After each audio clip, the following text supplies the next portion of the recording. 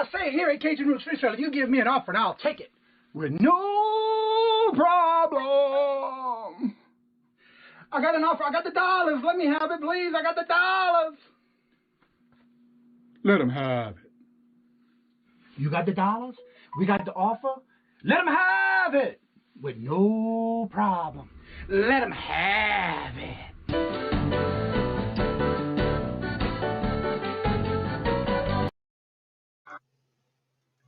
Good morning, everyone, and hello. I want to welcome each and every one of y'all into the show today, and also hopefully y'all have a fabulous Labor Day weekend and the perfect weather for today. First in the chat, who wins that pie point this morning is Richard at Unip Drop Flips, which is also forward pinto backwards. And we have Emily, welcome and hello. Queen Cleopatra in the house. And then we have Frozen Flipping Frozen. I said that backwards, Lord Jesus. Well, welcome to the chat this morning. I hope y'all having a great day. We also have J Marie, welcome. Joey Bada Bing 22, your local mailman in the house. And those who don't know, but Jennifer is our appointed link queen of YouTube. Welcome. Anthony Pittsburgh, how you doing this morning? Welcome and hello. Let's see here. I'll make sure I don't miss any comments.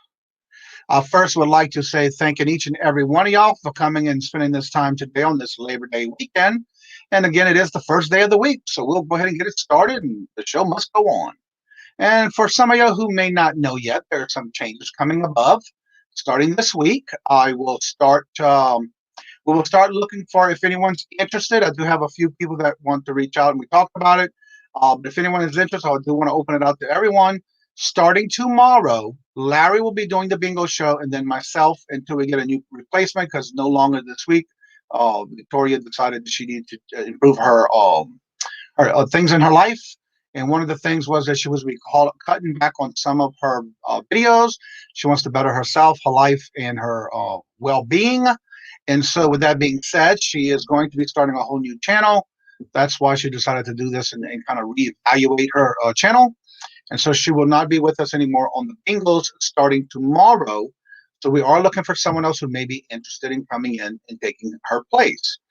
Also, you can either email me through my email or Facebook page or Instagram and let me know, and we'll be glad to talk to you about it. Silver Loves Auctions, welcome. Hello, how are you doing today? Give you a wrench, everyone a wrench. All right, let's see here. We have everybody saying hello to each and every one of you, which is wonderful. Joey, and I'm going to put the link in the chat. And what I do is on this morning, if anyone would like to come on and promote your channel, this is where we can showcase you and your channel, or if you do any content or any particular platform you may sell on, you are more than welcome to come in and get that out in the open for everyone to meet you. Let's see here. We have Paul coming in the chat this morning. Welcome, Paul, and good morning. I hope you had a good and fabulous weekend and a good start to this day with the Labor Day weekend starting this week. So let's see. Get the link here, and then I'll put this in the chat. And anyone who would like to come on in, you're more than welcome. I think today we will not. I mean, it may surprise me, but I know they're spending time with the family with Tommy 2.0. And that is the bargain effect. And also Daz with the Shamrock Pixie, usually on Monday, Wednesday, and Friday. But they are going to let me know if they come in or not. That's fine, because I know they talked about it during the weekend. Also, yes, I wanted to mention the Royal Auction will now be on my channel starting not this Friday, but next. Queen and I will be continuing the auction for Auctions for You. That was Queen's basically her thoughts on that. So we're going to carry it on to my channel for right now. And when she feels that she's free and ready to go on her own, we will then. And we still do our auction on Wednesday nights, and we have it labeled as the Hump Day, 5 o'clock traffic jam auction. And then Fridays again, like I said, will be still Royal Auction. We will continue it on from 6 to 8 every Friday, but it will start on my channel next Friday, not this Friday. So this Friday will still be on Victoria's channel. She does have a guest that's going to be Nana Tink. And so just definitely go check that one out this Friday. Set your reminders. And then starting the following week, don't forget to go ahead and hit your notifications, so that way you will get the notifications for any other new things that may be coming up. And so this way here, we will continue the auctions with myself and Queen.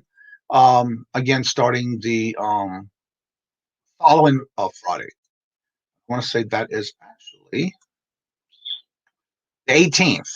So be on the lookout for that thumbnail, because that will be coming out. All right, why is it not working for me here? Well, I'm having some technical. There we go, copy paste. So again, if anyone would like to come in and showcase your channel, or anything you might be doing special, any announcements, anything that you would like to do as far as promoting your channel, that's what this is about.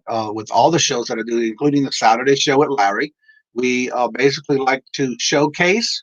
I like to be able to promote and shout out those channels who are either, if you're fairly new with this, or if you've been with it for a while, and people may not know who you are. That's why I like to share that out. Have everyone who would like to come on, especially if you're thinking about going live. This helped you to get comfortable behind the scenes, get to learn a little bit more about this type of platform when you go live. And so I am honored to be able to have that type of platform for each and every one of you who would like to do that. And so that's why I don't have guests, unless they just want to come in and let me know ahead of time. I will mark you as a guest.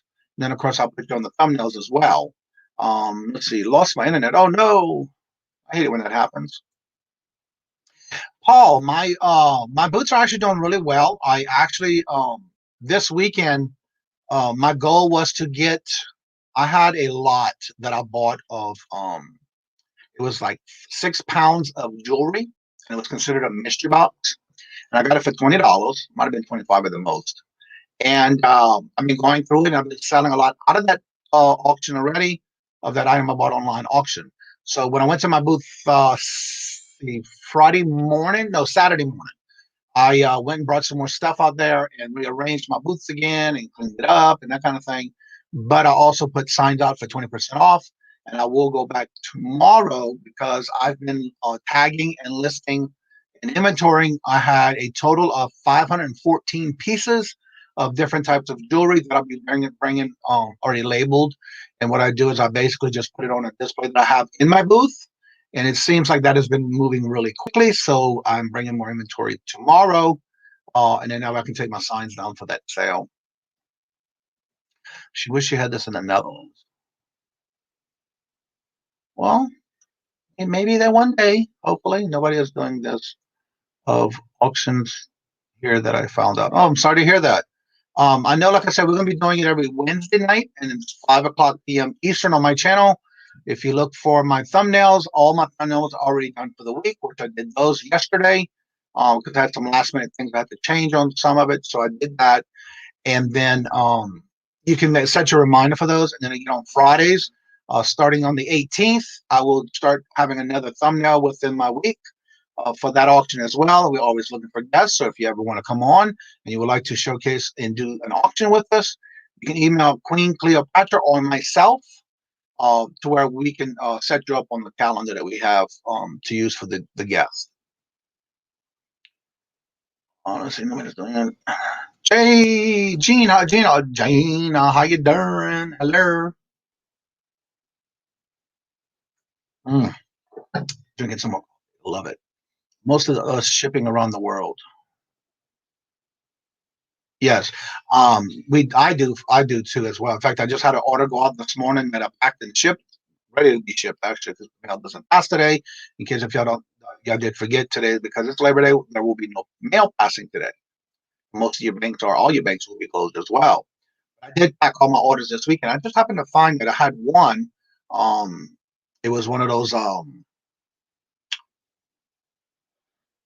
Stranger Things dolls figures, and this one was 11. I already sold the others of that same suite. A suit of what I bought at a flea market for 50 cents each, and I wound up selling like for 30.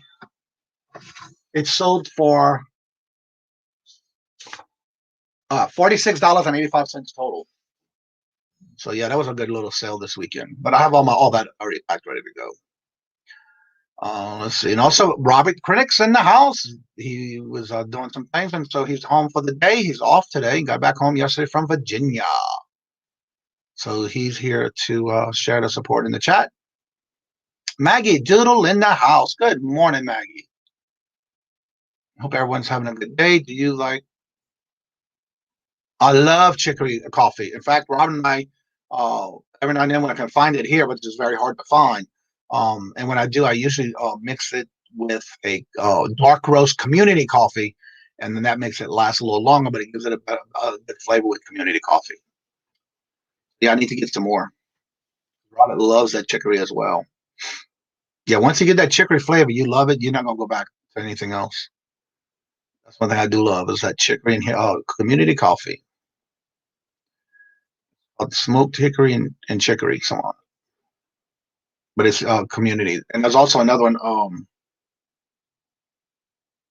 CDM, I think it's called, for the brand. And there's the link again if anyone would like to come in and share your channel or come on. Let's see, how are you shipping those strangers?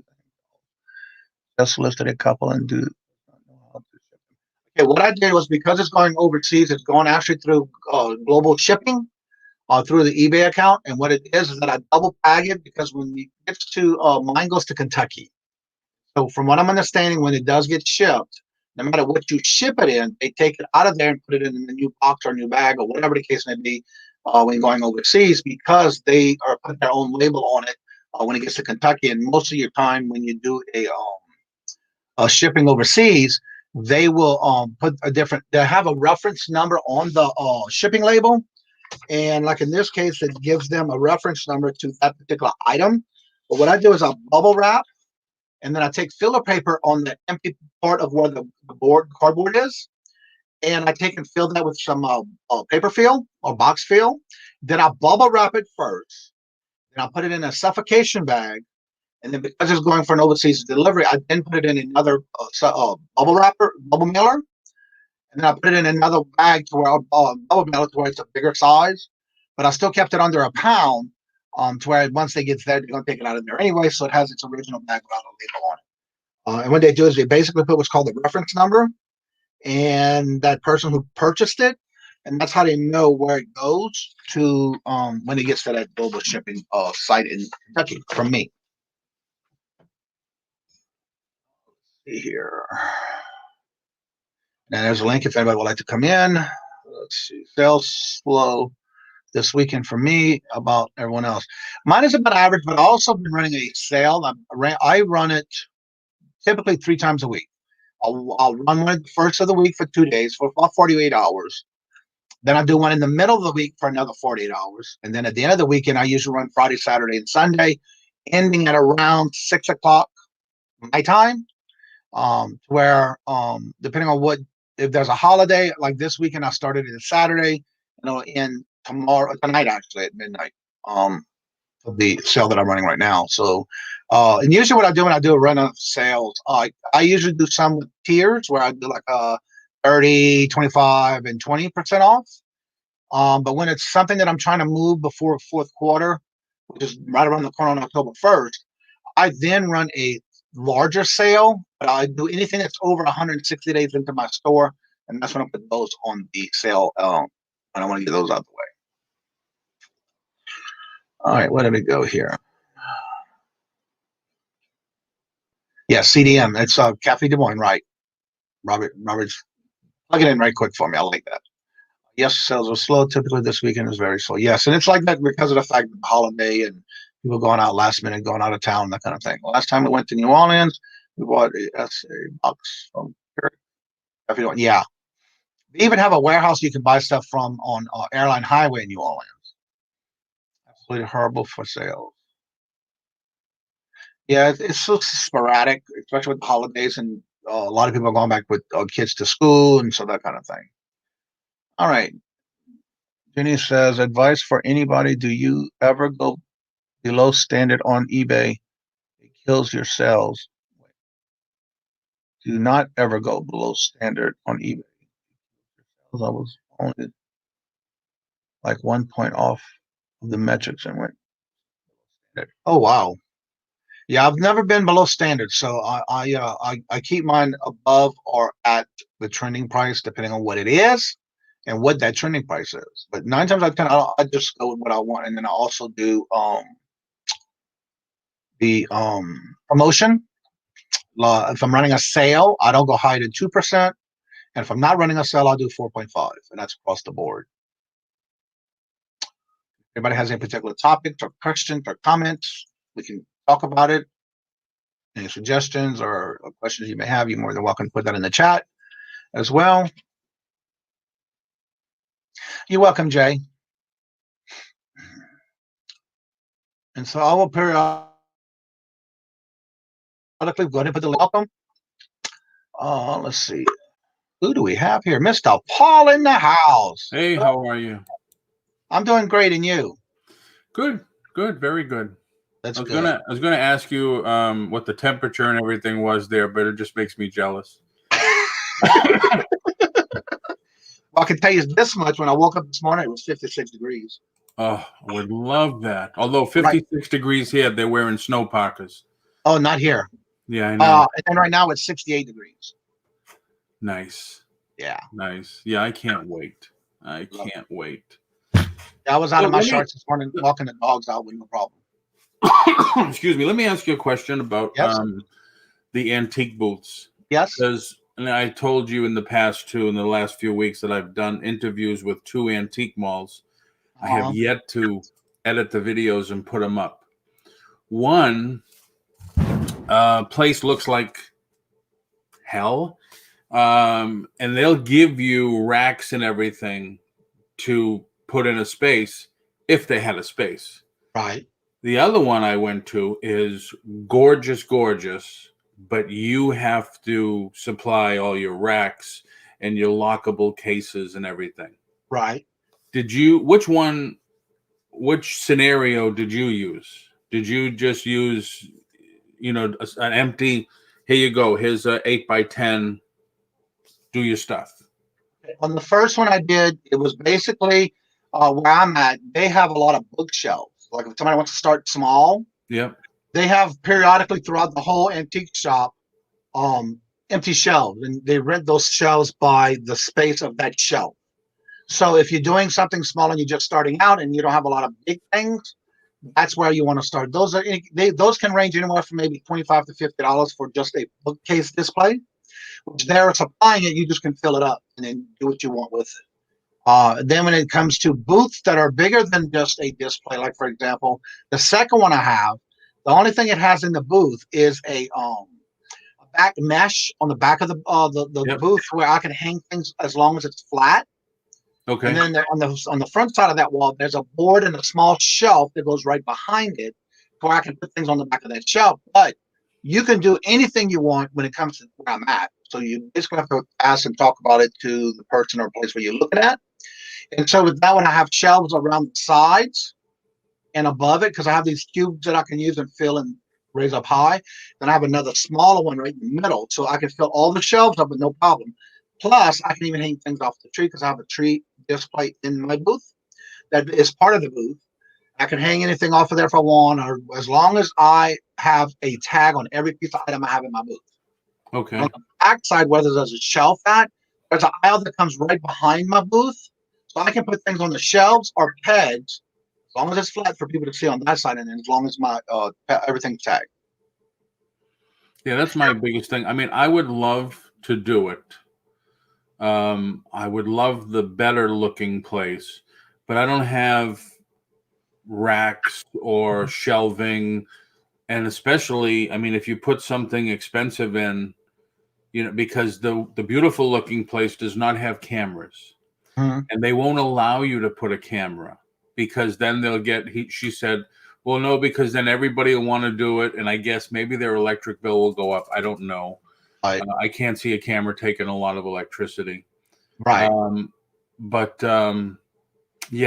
So everything would have to be expensive stuff, definitely, and small stuff would have to be locked. Yeah. But I do have 2 containers that have locks on them. And then basically I'll have a note on it saying, I'll go to the front desk and ask for a key and then my initials. of what my booth is. Now, there are some areas that have this large wall-to-wall glass lock cases. Yeah. Rent those as well, but those are a little bit more higher in price. But then again, if you have higher expensive things, that could work for you. But for me, I just have the containers that I bought that have a lock on it, and I put those things that are a little bit more in price, especially if they're small items. Right. Also, want to welcome in the chat Redneck Resale. That's Courtney and Colton and Courtney. They do their daily shows, and they also do their other items on the every other day. They have another channel they put videos on, so go out and check them out. DC Sales, I did put the link in there. If you're interested or need to get yourself a personal license plate or maybe some stickers or anything like that, check out DC Sales. That's her link to her eBay store. She does customize artwork for you, and you let her know what you're looking for, and you pick a design, and she'll create it for you. This week will be a 50% of highs. Oh, wow. Cool. All right, we have a question. Somehow I am having shipping policies set up in eBay. How would you be able to remove them without messing up the shipping on your current listings? That's all you have to do is go into your eBay store, into your actual settings, and you can turn that on or off. Only thing is, if you turn it on, every time you list something, by the way, it does go into your shipping policies or any policies for eBay. And what happens is you have to go in manually and change each and every one of them for whatever it is you do. But if you don't want those, you have to turn that function off. That's going to be in your eBay settings in your store. What function is that? You know how I think you were talking about when they talk about your policies on eBay, business policies. That's what she's asking, and that has to do with shipping, like handling time and that handling stuff. time, what you use, where you get, all that good stuff. But I thought you just do that per listing. You can, but with the policies is anytime you start a new listing, it creates a policy into your business policies, even though you may not have it turned on. But if you go into your all I do is it's going to be on per listing of what you do. Yeah, all I would do is go into edit bulk and just change them all like that. You can do that too, yeah. All right, Richard had a question. Problem with extending shipping for vacation, you have to adjust every shipping policy. That's correct, yes. Now, the only thing is when I go out, I don't put my store on vacation. I just put out extended handling time. And then I adjust it as I come back home. And I did do a video on that when I did my 14 series on how to for eBay. That is in there as far as the difference between vacation time and extending your handling time and the difference of the two. And it's in that video. And all my videos do have the links for those how-to videos I did in the descriptions of every one of my videos. Yeah, that's what I did. Well, actually, the very, very first time I stepped away from eBay, I put my store on vacation and left the handling time at 1 day, and it totally messed me up. Yeah, because it can mess up your algorithm, but it also can mess up your level of either top-rated seller or any of your ratings. Yeah. It will block you from that. Yeah. Yep. That's why I don't deal with that. I don't have it all turned off because I do it per item that I list. Right. And then Robert said, if you rent a showcase, please make sure that the price tags are visible, because he said he doesn't like to have to ask them to open a case just to find out a price. And that's another thing. True. I found did that a lot of times when I was there. How much is this? Yeah, how much is that? A lot of people put it underneath the item instead of on top of it, and then they clutter their case too much, and you can't really see anything. And so that's why he was saying that, because a lot of times we have to do that, and then you can't see the price, and you feel bad because you had somebody come and open the case, and the price was too high, but you couldn't see it. Right. So that is a good comment and a statement for that one. You got to think of how it would be if and when you go into an antique booth. Can you see it? Would you like them to? It's just think about yourself when you're in there looking as a buyer. How would you like it to happen this way? Are you because I started looking a little, haven't found too much, but I do local auctions here. I don't do them. I mean, I go to them. And ever since the virus hit, there's only three. They're all virtual now, and you go pick up the next day. Right. Are there any there that you are seeing, that you are attending? No, I'm not attending any. And again, I'm not sure because I right now have plenty of inventory to last me till next year. Oh, But okay. but that wouldn't say that I wouldn't go out like on an estate sale or something like that. Because I think this weekend there was a lot of yard sales Yeah. in the area, but I didn't see anything on the website for the city as far as the posted sales of anywhere, and I didn't see any on the app for the garage sales for the area. So I don't know if it was just a local group of people in the neighborhood that did it, but I didn't see any advertisements for it. But I also don't know anything about if they have that kind of thing in this area because I haven't seen it. Right. I do know we do have a few new eBay resellers here in the town I'm in. Because every time I go to the post office, there's a lot of bags, and I always joke with the lady, "Oh, we got some more eBay sellers in the area." She said, "Yeah, we got a few." So yeah, Oh, I wow. haven't checked into. I haven't really thought about it. Is that a Yeah, particular website that they show that on? that's one of my concerns. Is right now I'm having good options for getting merchandise, Right. and when I move back home, is that going to dry up? And then the other thing is, if I do get a booth at an antique mall, like all the place, I don't know how it is up there, but the places here, and I was telling Dolly the other day, an Ethan Allen table, dining room table, and 6 chairs went for like $75. Wow. A banquet, with a china cabinet, the top and bottom, Right. $100. And this is like $1,500 to $2,000 furniture Right. that you'd need a big booth like that to stock that inventory and to sell Yeah. it. But it's stuff that you could definitely double, triple your money with if you get somebody in the market for some furniture like that. Yeah, and that's the best thing to do when you have big pieces, because that's why I'm not listing things like that on eBay or any platform, because I'd rather have it in a antique booth, knowing that once they carry it out and it's gone, I ain't got to worry about shipping. I ain't got to worry about packing, Right. anything like that. Because like this weekend when I went Saturday, I even brought a sewing machine that I bought for $25. It was cast iron, die cast, and it was 1949. Wow. And so when I brought it to the antique booth, I knew that's out of my way. I don't have to worry about it. And I ain't got to worry about shipping it or any shipping costs or packing. Yeah, nice. I want to also welcome Gate City Picker in the house. Hey, Gate City. We also have Miss Sherry. I don't know why you lost your wrench, but you might want to check and see if you still subscribe, but I did give it back to you. Flipping Partles has good videos about the antique malls Yeah, too. I saw them in one of the chats, and I did a video with Johnny and Dawn, Yep. and I want to do part 3, and I wanted to ask them to come in, but I lost their I haven't seen them again. I haven't seen their contact again. Because I think it's a great idea. Like Dolly now, Dolly's got a warehouse that she has to move as of yesterday. So she's going to rent a storage locker. But that's it. The stuff's just going to be in storage. And there's so many people out there. The stuff is in storage where, like, your stuff is available for sale. Yeah. And I just think it makes so much sense. All right. I also want to welcome in the chat. We have Nikki T. Wheeler. That's Rev Resale's wife. And they both do their own channels together on that Rev Resale. Also, if y'all like to do some church servicing and you can't go to your local church in your area, Rev Resale does have a link in his. Yesterday, I watched it, and it was great to be part of something that you can't be out in the area when they don't have anywhere you go.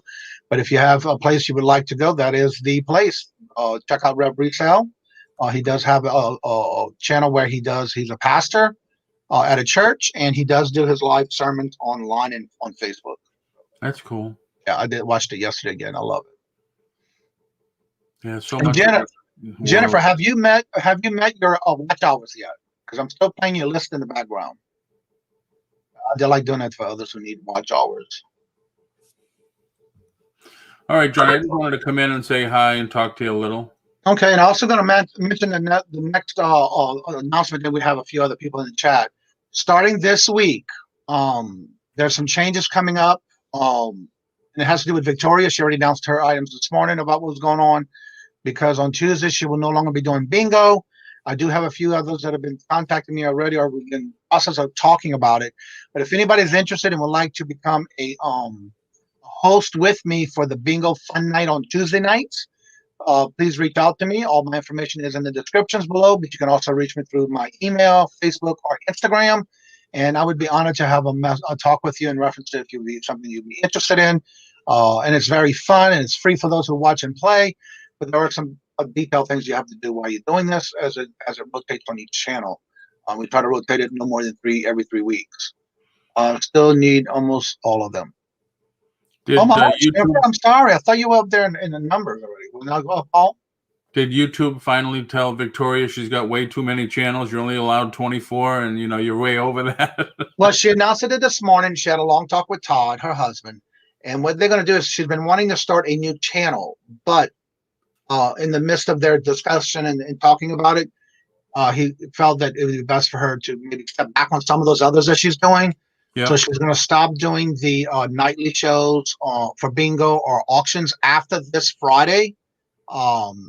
Starting the 18th, the following Friday, it will be on my channel, and it's going to be me and Queen Cleopatra doing that auction, as well as Queen and I still do the Wednesday auction on my channel. So it's just a matter of the Friday starting on the 18th being on my channel.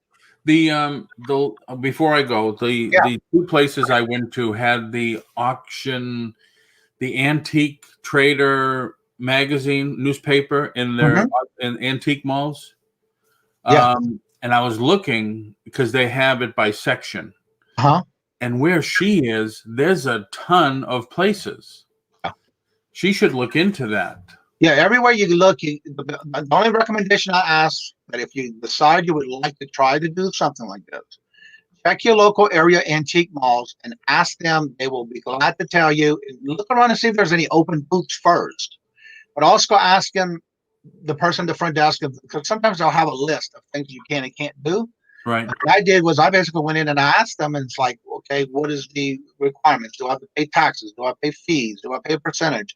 All those questions are very important when you're looking at wanting to get an antique booth, because some places will charge you your booth fees that come out of what you sell. So if you sell over your amount of your rent, the first thing that's coming out is the rent. So you don't have to physically pay it, but it does come out of your sales to where everything after that is yours.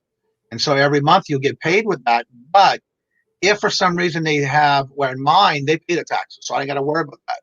I don't have to pay no fees. I get what I have over the rent. As long as the rent is paid, I am fine. But I have been getting over like $169 on my very first month. And I'm sorry, my first month was $145 over the rent. And then the second month was $169 over the rent. So I'm still making the rent and then some more money. But the object of that is you got to be really willing to go in almost, I recommend once a week, refresh and dust, clean, move things around, make it look fresh. Because if you don't and it looks stale, and because a lot of people go over and over every weekend to those auctions, except for those who may be a tourist, but 9 times out of 10, it's going to be your local people going in there every weekend. So that's why I recommend you go in, change things around, make it look different, because of the fact that move something from the bottom to the top, move something from the middle to the side, or whatever the case may be, just to make it, give it a good different look. Nice. Yeah. All right, Johnny, I'm going to take off here. I'll be listening in the background while I'm working. Now, I saw Jennifer posted your link. Are you going to have auctions again today? No, actually, I have Storage Scavenger on. Monday's usually interview day. Okay. Tuesdays, because of the COVID, I haven't been able to get a lot of guests. I want to get companies, but still, to this day, companies are running on skeleton crews and running out of their house. I mean, I was happy to get Inventory Lab, but I'm still looking for guests. Anytime you want to come on again, because I love the conversation about, I would love to talk to you while you're at your booth and look around and stuff, Well, I just saw, and I don't know why I moved too quick on that one. Flipping Frozen, that's Donna. She asked me about doing a video. I actually just did when I went this Thursday, Saturday. I did take a video where I took pictures first. Every time I bring new things, I take a picture of it from my inventory with the tag. Then when I get to the booth and I put it in the booth and I move things around, I also take pictures again of each time I do it on both booths. And this time I did do a video clip of both booths along with my picture so I can have it and do a video. I will be doing that as soon as possible. Cool. All right. But yeah, I just will. get back with me and I'll do that where because our booth antique place where I'm at does not open till 11. So anytime we do that, it'll have to be after 11 o'clock Eastern. 11. That sounds like Florida time. Yeah, because now the booth opens Monday, 7 days a week at 11. And I think they stop at 7 or 8 o'clock at night. But I like to go early in the morning, then it's not too hot and it's still cool in the building. All right. Cool. All right, Yeah, I'll Johnny. get with you on that. Thank you. All right. Take care, everybody. Have a good, No problem. happy, safe Monday. You too. All right, I'll put the link back in if anybody would like to come in. Oh, that's not it. Let me get the link again for everyone now. If you're interested in wanting to come in and showcase your channel, talk a little bit, maybe some questions, whatever you may have. I would love to have you, and it's an honor to have each and every one of y'all every day to begin with. Let's see. I talked to a few, but it's hard to get people to comment because you don't know each other. Have to build a relationship first, I guess. Yeah, what I did in the place we go to, where I'm at, my two booths, I did start talking to the people in there. Hello, how you doing? And the more they see us, the more they know us. And then when I wanted to get into wanting to find out more about it, they were really nice about it. And, oh, yeah, this is what we do. And I have my questions. And this is what you have to do. This is what you can't have. Because there are some places will have stipulations that you can't have certain things, like in the booth where I'm at, or in the shop, antique mall I'm at. You cannot have any clothing or furniture or appliances unless you get it approved by the owner, because they don't want to clutter the building with all types of different stuff. And there are some already there that's been there for a long time that already have their booth with clothing or whatever the case may be. So there are some places that will allow just anything. And then there's some areas like my two sister-in-laws, they have an antique booth. They've been there for a long time, but they have it stipulated that they have they were grandfathered in to where they can do what they call floor time. And so that kind of helps with their rent. But then after a certain time, they didn't do that anymore, I think is how it's working. So yeah, each place is totally different. So you just have to check what they have and what they require. And then, of course, what payments you have to make as far as if do you pay the taxes, do you pay fees or whatever, or percentage. I want to welcome Dennis, the voltage of the dumpster divers. Welcome. Bonnie, the unique store. Welcome. If y'all haven't seen the show this past Saturday, you're more than welcome to go check her out. I did an interview with her. She does an interview every Saturday, and then during the week she does auctions. So go check her out. That's Miss Bonnie. And then we have, let's see, did I miss anyone? Making sure I didn't miss anyone. Oh, she just woke up. What? I've been up, got a lot done this morning. And I don't know if y'all noticed, but Robert's in the chat. He's off today. I'm sorry, okay. Denise, I'm sorry, Cajun at that. What? So you're in Louisiana or from Louisiana?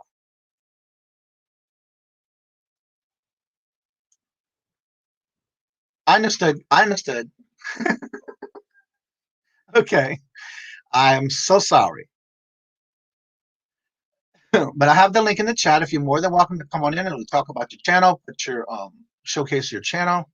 She wanted to let everyone know today at 1 p.m. I'm going to do a pop-up auction. Well, good girl, you go, girl. That is Bonnie, the unique store. If you haven't subscribed to her, again, also don't forget to put your links in the chat for your YouTube channel. If you do content and you would like to share your platform with the content you do, put your links in the chat, and that way they can go and subscribe to you, or at least make sure they subscribe to you and set those reminders.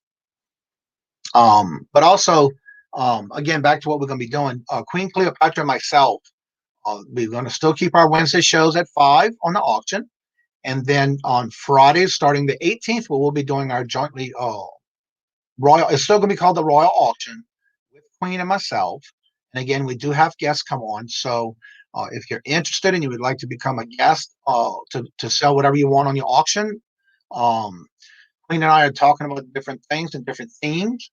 And if you have any ideas and you would like to share with us about a particular auction you do particularly different than what we do, we can always set that up.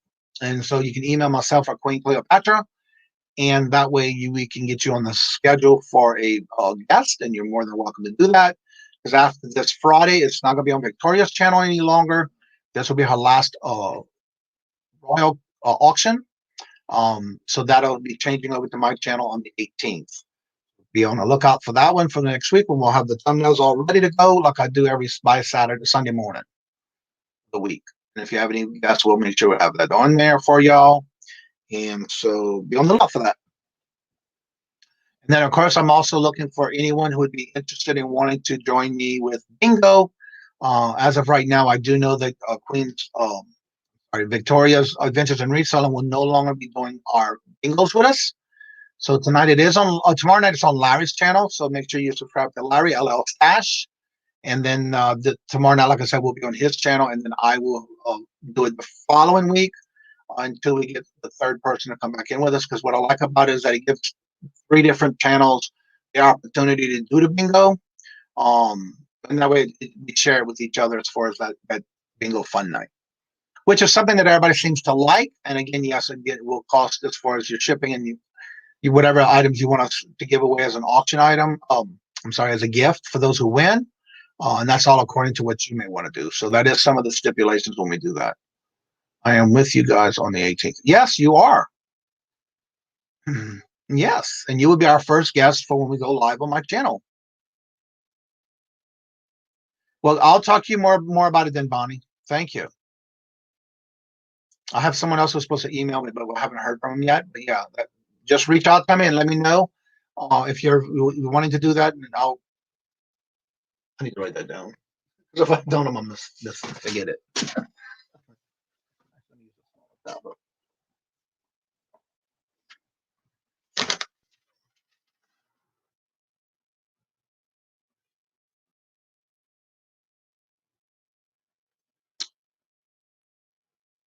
All right, so that way I don't forget.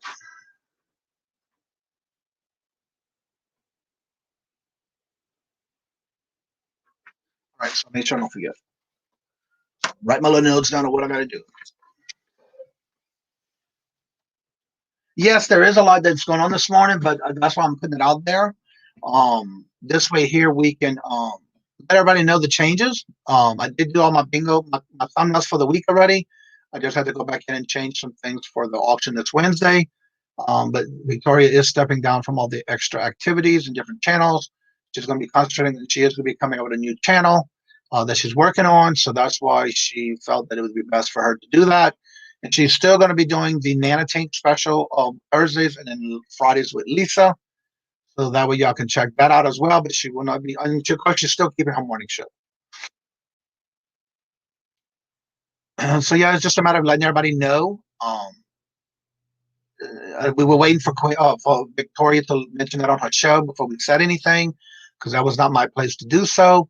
But now that we're having the changes taking place, and it took place this morning, I'm just putting the word out now that this is how it's going to be starting this week. And then, of course, Queen and I will be there to take care of that starting the 18th. And, of course, Bonnie is our first guest when we do that.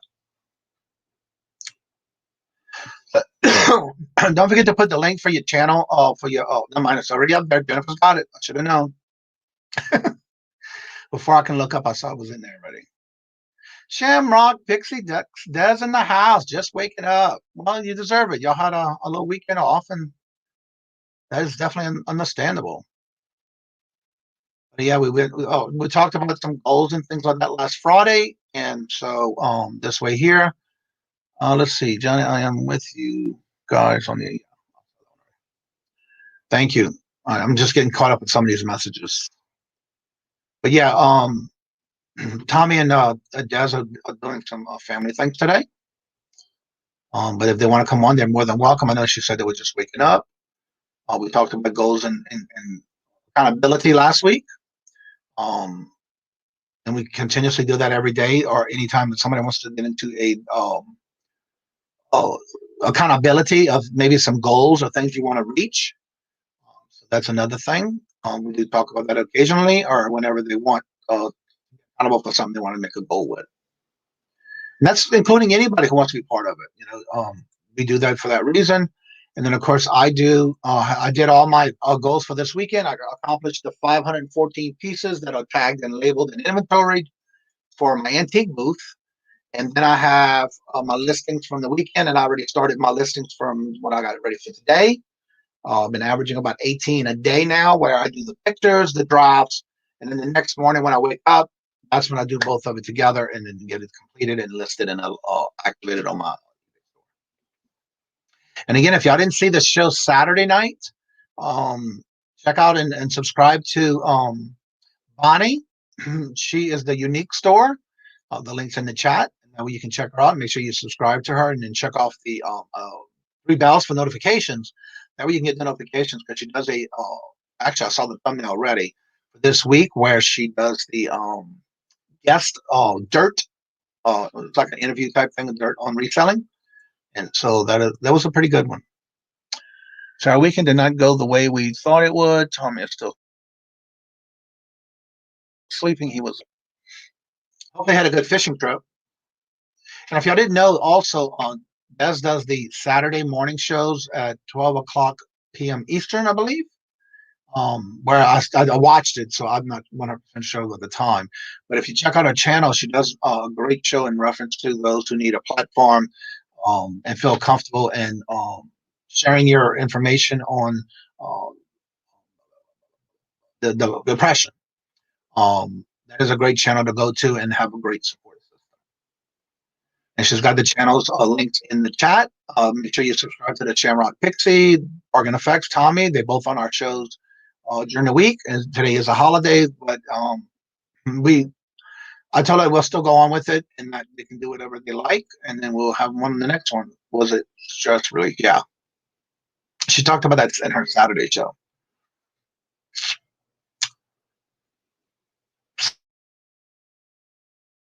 Safe place. Yep. The daughter's Jocelyn. It's called Off the Walls, Jocelyn Off the Wall. And she does a lot of things with makeup with her daughter. So feel free to check that channel out as well. It's a great little video for her daughter. She's helping her get her channel off on the ground. She likes doing makeup. And so they take turns doing makeup on each other for their mother-daughter time. If you haven't checked it out, go check that channel out as well.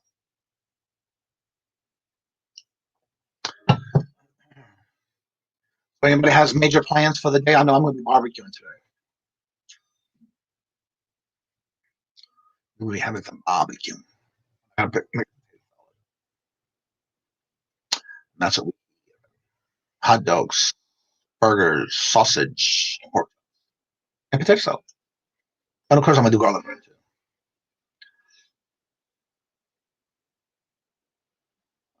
So we have to give her frog legs. You don't know what frog legs are, girlfriend? Oh my God, it does. Some people say it tastes like chicken, but especially fried frog legs. Oh my God, shatty that. They're good, especially if you don't over fry them too much because it can get real tough on just like alligator meat. Oh, barbecue and frog legs. Oh, if that's what you're doing, well, you go, girl. It's raining. Yep, the sun's still out, so that's a good thing. Yes, okay, I caught it, Bonnie. It was a squirrel moment.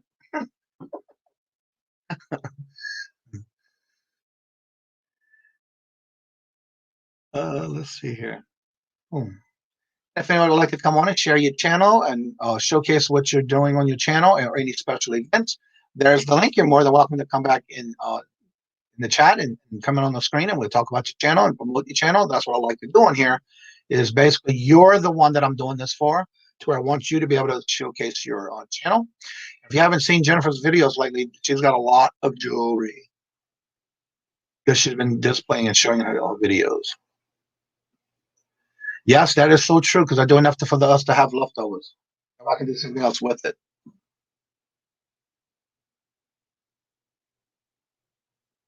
Okay, we'll see you when you get here.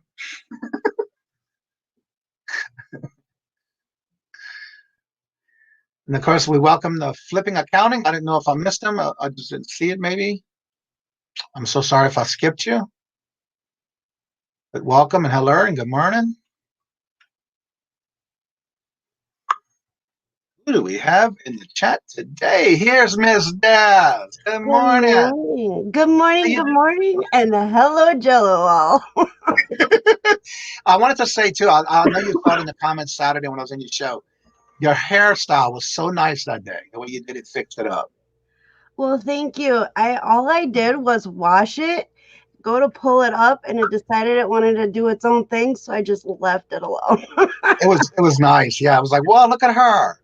Well, thank Stephen you. says did an unboxing on a ThreadUp box, and we'll be posting another unboxing during this from Macari. So did you already post that one, Donna? I saw you on one of the lives this weekend on somebody's. I can't remember who. There's so many video things I've been watching this weekend to get caught up with people that I haven't seen. How was your weekend? It was so stressful. So after my live Saturday, Uh-huh. I was a little tired. Tommy and them were all fishing. Right. And so we went here. He came home. We went to the flea market and then came home. They left to go fishing again. I laid down and woke up to a message on my eBay account for something I have no idea what it was. So somebody hacked into our eBay account. My eBay account. Oh So no. 2 items, they were computer parts, Tommy said, like high-end computer parts. And one was for $649 with 4 quantity. Wow. And then another part for a computer, high-end part for a computer was $599 with 4 available. Oh, okay. And somebody had messaged me asking me if it came with, like, if I had the serial numbers for them and if it came with a receipt. And I'm like, well, decals don't usually come with a receipt unless you want one. And there is no serial numbers for decals. So I scrolled down a little bit and I'm like, wait, what is this? And so I got a hold of Tommy. And I'm like, did you by chance put anything on the wrong account when you were listing? And he's like, what do you mean? And I'm like, well, somebody just messaged me about a part and I don't know what this stuff is. He's like, well, end it. I'm like, okay. So I ended it. I ended the first one and that's when the second one popped up. And so I was like, well, what in the world? So I ended that one right away. Tommy came home, he looked at it, and he's like, no, he's like, this isn't right. So he's down here, he's on his computer, it's like 9-10 o'clock at night, and he's still trying to figure this out.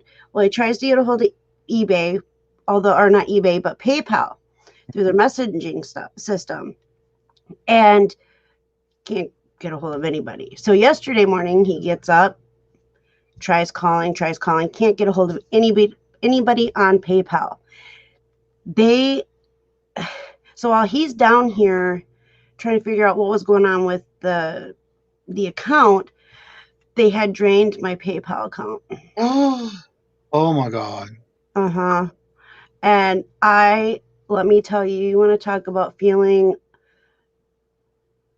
so like That is sad. felt violated. Shit. Yeah. I felt so violated and I could not believe it.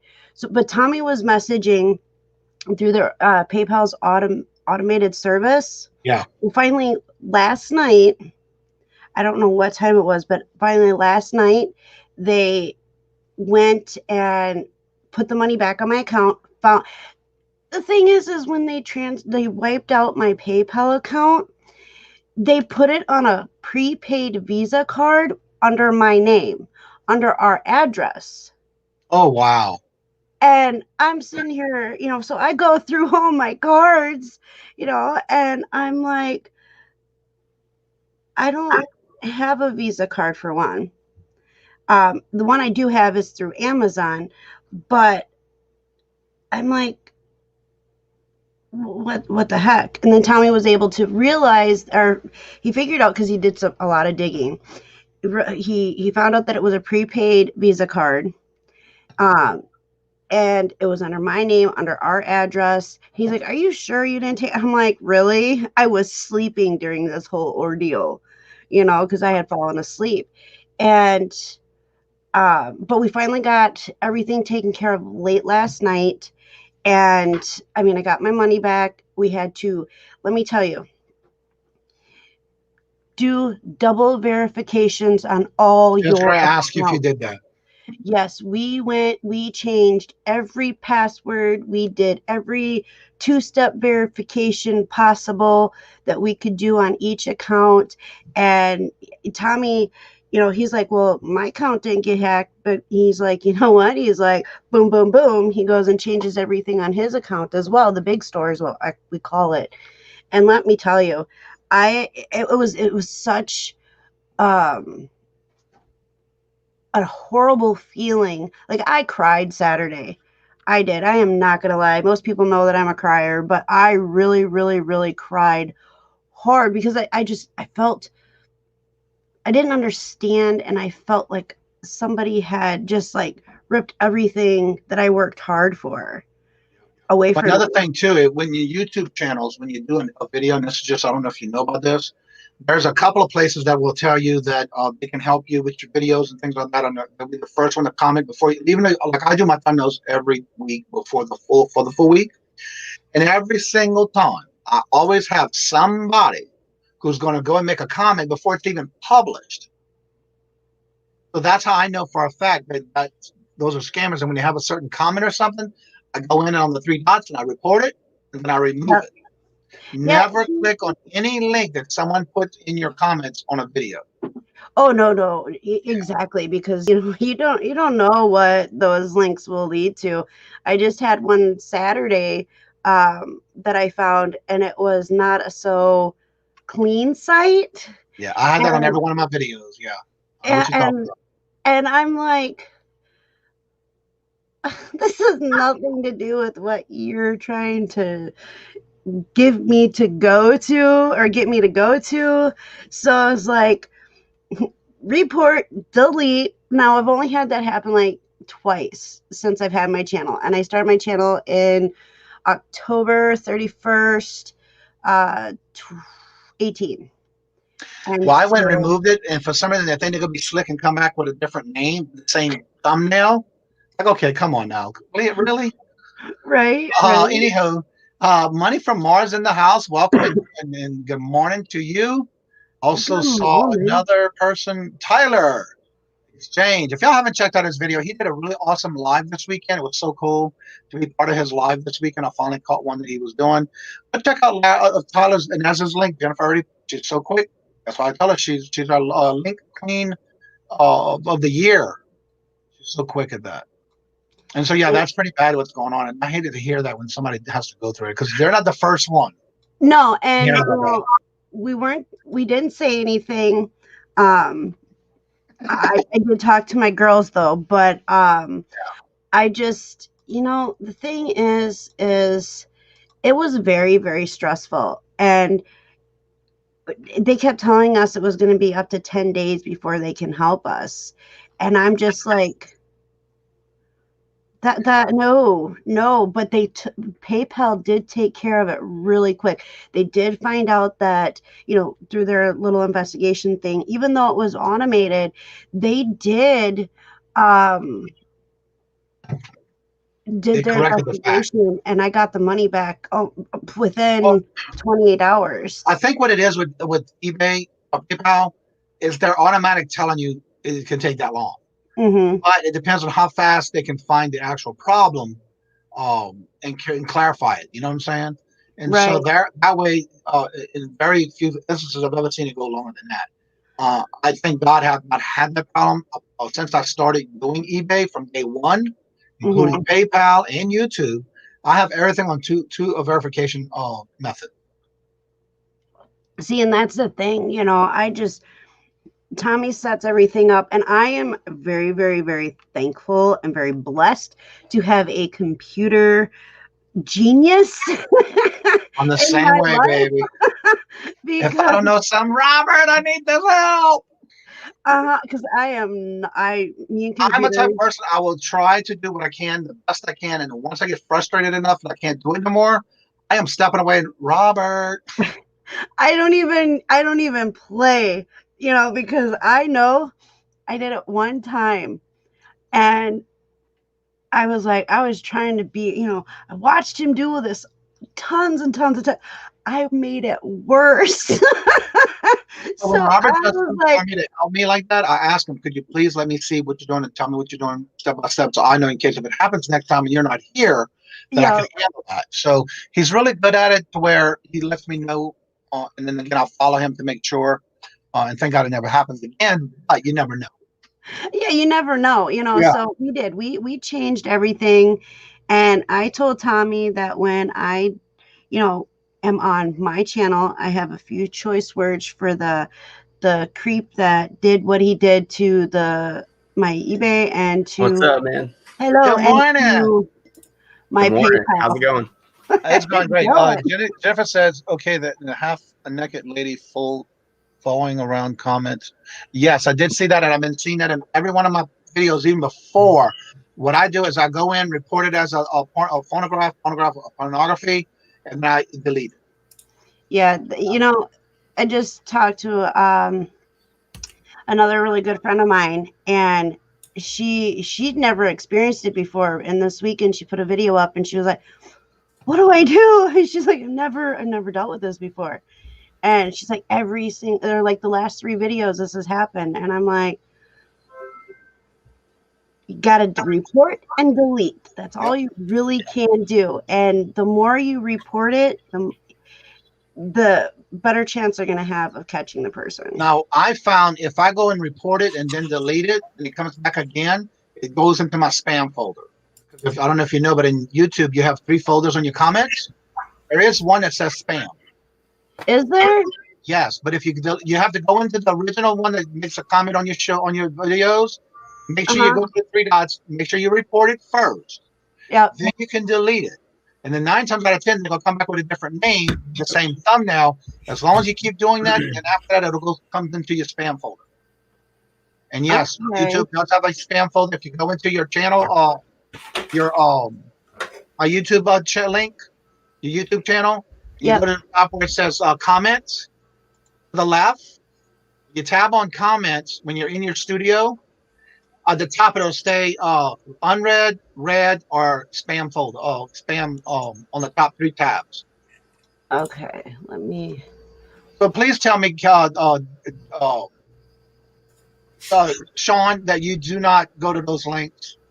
Not anymore. Not anymore. Yeah, because even if it says something to do with improving your YouTube channel, don't click on it, because that is more of spam that's going on. Because a lot of people. It was mainly the pretty ladies. I would click on them, and it's not what you think it is. Exactly.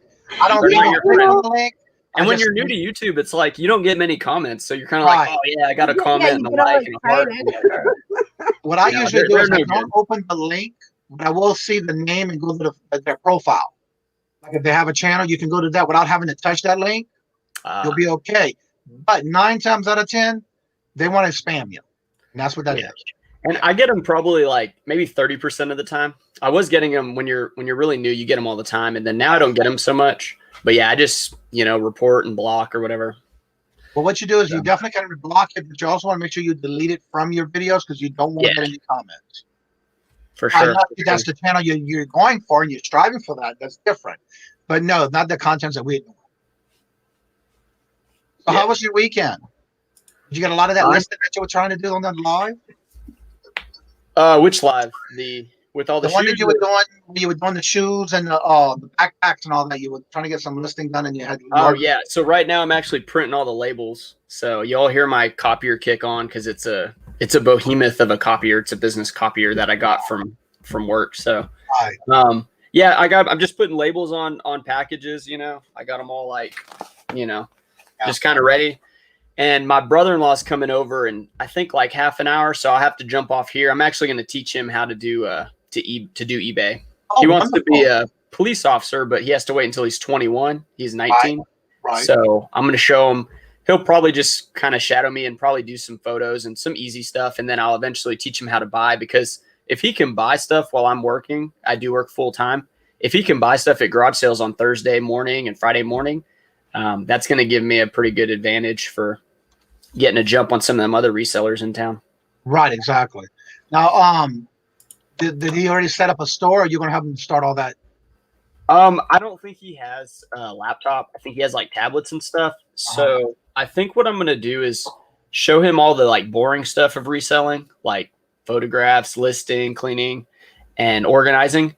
And then I'll take him sourcing with me to show him what I look for. And if I feel confident he can do the research on looking at the sell-through rates, then I'll be like, look, whatever you buy, I'll just pay you a little bit more for that. And he'll make money that way. And then he'll learn it. And then if he eventually wants to take a next step, then, you know, it'll kind of got to gauge how much he can figure out on his own. Cause I don't want him really like doing too much in my store, you know, as far as like listing stuff on his own on my account, you know, I really don't want that, but. Thank you, Denise. And I hope you have a good day and enjoy your Labor Day day off or whatever you may be doing for the day.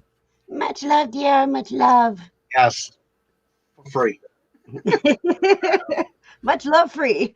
Yes. You know, when I started helping Tommy, this is what he did. I did the drafts and I saved him as a draft, and then he went through and double checked everything. You know, he's always done the photos, but I had to learn it in steps. And so, like, let me tell you, learning how to put a title on that's going to catch somebody's eye was very hard for me to do. And so my area has been throughout the whole house. So if you go through my videos, you'll see I'm in a different room everywhere. You know, stages. You were just trying to see which area you're more comfortable for you, huh? Yes, and I'm a gypsy. I have gypsy blood, so I like to travel a lot, and so you know, there's not one particular place in this whole house that I really, really liked being. So Tommy said this is my last move, and so I'm kind of stuck down in the dungeon now. But when I was upstairs, he had found this layout that. And I got to try to see if I can remember if I can find it. It's in one of my files, but it was for titling. Right. And it broke it down into how eBay likes titles, mostly in clothes that I dealt with, but it worked for every item. And I'll see if I can find it and I'll send it to you. Well, especially if you used in the beginning of your listing title, you have to put the major keywords. Yep. So that, and don't think of it as it has to be a sentence. Keywords is all it needs. It doesn't have to be a complete sentence. And I learned that the hard way when I first started. And that's what I was doing. Question real quick. Just say, what is the difference between relist and sell similar? He's noticing that a lot of people are doing sell similar than instead of relisting. And Frozen made a comment on that, and that's true. What happens is if you sell similar, like for example, say you have listings in your store. If you go to your seller hub and you can see exactly when it's going to come off, because what happens is if you relist it, like say for example, somebody did a return, well, you finished and cleared out that return, or somebody didn't pay and you have an open case where it was a not for non-payment, those tend to be automatically relisted for you. Whereas with sell similar, if you want to end a product of something that is just not selling and you have these ending dates coming up, if you go into it, you actually sell similar and delete that actual listing.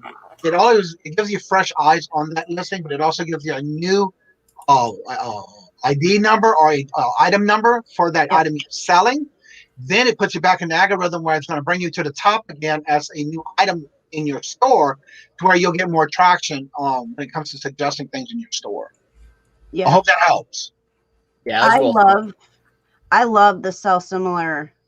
I don't know much about the relist part of it, but I love the sell similar. So now, is Queen Cleopatra still in the chat? I just want to make sure because there was a thing about her email. We need to get her email in the chat for the new things that are coming. We're going to have to be over at the house. Yeah. Johnny 11 so slow. I'm so slow today. That's okay, Bonnie. I understand. It's a holiday, so we are all blessed to have a calm day today. Okay.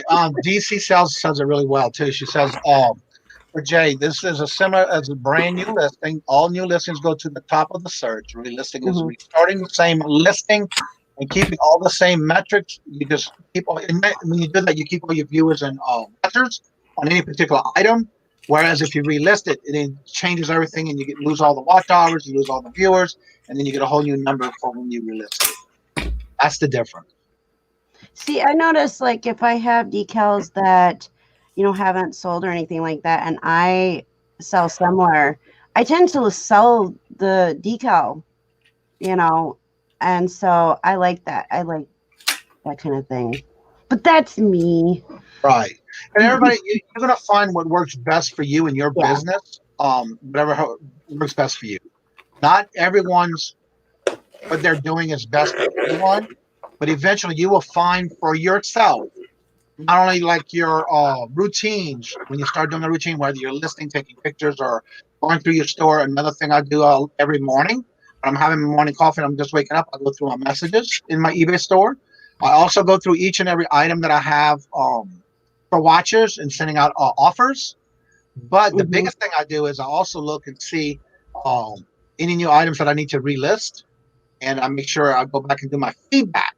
What I do with my feedback may not work for you, but for me, I wait until I see the delivery date. I wait 7 days.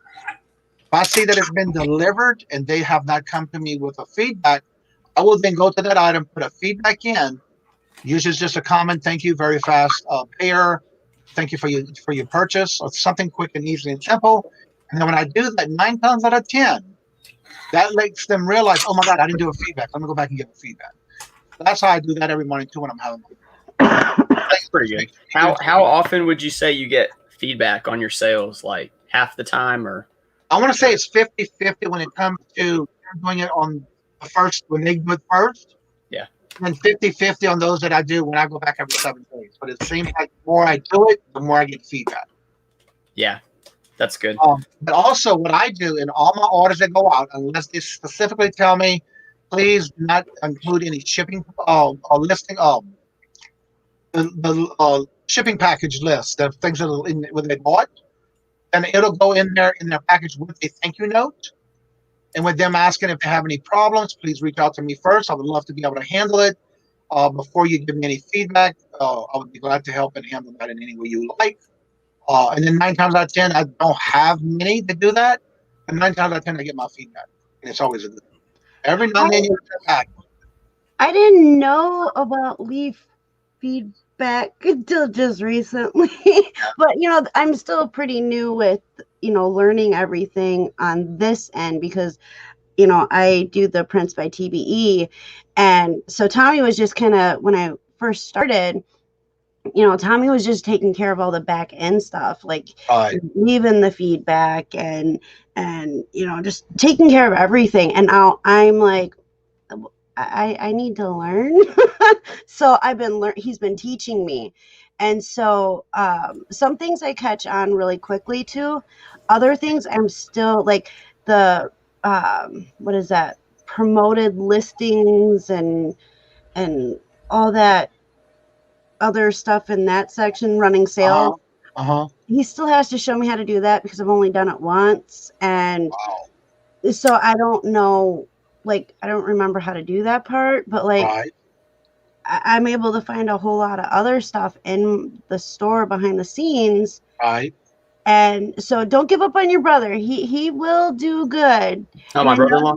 Yeah. Yeah. So, you know, I get it. Tommy was very nervous with his store and me, but let me tell you, you know, if he wants to be a police officer, that means he's got some brains in his head. So that means I just don't want him going to a store and spending like $150, and then I'm like, dude, I can't sell any of this. Like, I'm sorry. Yeah. If I could answer Jennifer's question real quick, because she said eBay was kind of confusing.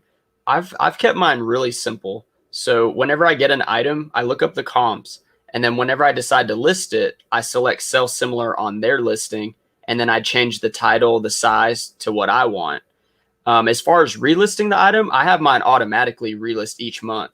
The other tactic Johnny was talking about is like kind of hit it before it reaches the month to freshen it up. But I just let it roll over because, you know, I don't have a lot of time. I mean, I have my other jobs and stuff. So really it's kind of just like a machine. And once you figure the systems out on, when to source, when to list, do all your photographs, and when to even transfer them to the laptop or the computer can take like a second. So once you figure out how to do all that, then you have like batches of items that you can, you list all at the same time. Like when I do shoes, I do all the photographs for shoes because I'm in the same mode, as opposed to doing like a pair of shoes, a jean, a hard good.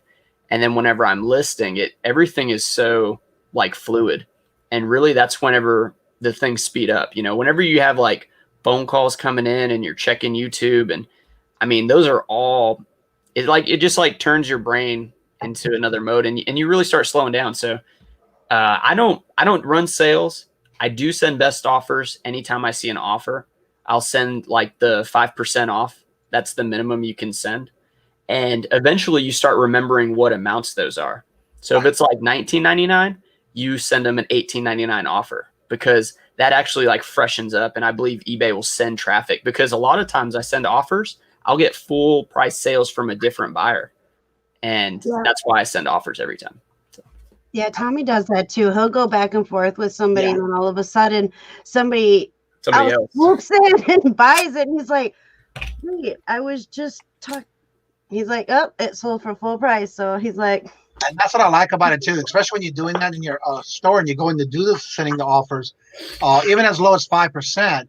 And then every now and then you'll get somewhere that it shows up in the list of it, and you sell it full price. It's like, I love that. Yeah, it's a great feeling. And waking up in the morning to sales is a great feeling. When I wake up and I don't have a sale, I'm like, let me list an item or something. I feel like I got to like charge it up, because once I have like 230 to 250 items. It fluctuates.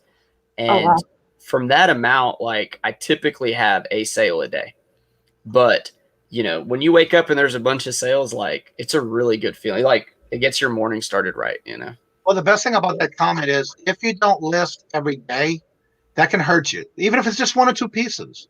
Because as long as you're in there actively each week or each day of the week, that can keep you going on your store. Because like I have 1,129 pieces right now, but that took me a long time to get there. And I say that because that's every day listing, And I have a good problem and to me it is a good problem. The more I list, the more I sell, the number comes down. So then I'm trying to work double the amount to make sure I keep that listing as high as I want, because I'm trying to stay above the 1,100 to 1,200 mark. And it's so hard. It's a good problem. eBay's really addicting like that, because the more you list, typically the more traffic and sales you get. See, I don't list every day. Like I batch list. So like each time I list, I do a minimum of like 10 items. And then sometimes it's like 25 or 30. But I list maybe 3 times a week. And it, everyone has different methods, but it's like if I list 10 items, I may have like 5 sales the next day. But I'm listing very competitively on my prices. Like I try to make like $10 profit after all the fees and everything. But I'm trying not to pick up items that I can't list for at least $29.99. So when I get an item back and then I realize it's not comping well as much, I consider that like a mistake, and I'll drop the price to try to make at least $5, just because I don't want it sitting in my store for a year or 6 months trying to get that $10, when I know if I just cut it all the way at the bottom of the market, I can get my $5 and move on to something else. And what I usually do is when I do my listings and go back and check things, because I do that periodically too, I will see what is listed, and then I see what it's sold for, and then I'll go below the price. If it's at least a good comp, then I'll go between that price. And you got to, you just got to look at it and see what you can make the best with. I also want to welcome Midwest merchandisers in the house. Welcome. Good morning. Morning. Great to have you. Let's see. It says he or she says, I need to get better at spreading my listings out. I tend to do listings a lot in one day, nothing for several days. For me, this is the way I do it now, and you're going to learn the best thing that's for you when you're doing this. But for me, I find lately what I do is I do at least, say, 18 items. I have, before I leave my eBay room for the day, those pictures are already up and ready for the next morning. But then if I don't get them all done, at least I have them done, and I make sure I get there and get it done in a draft.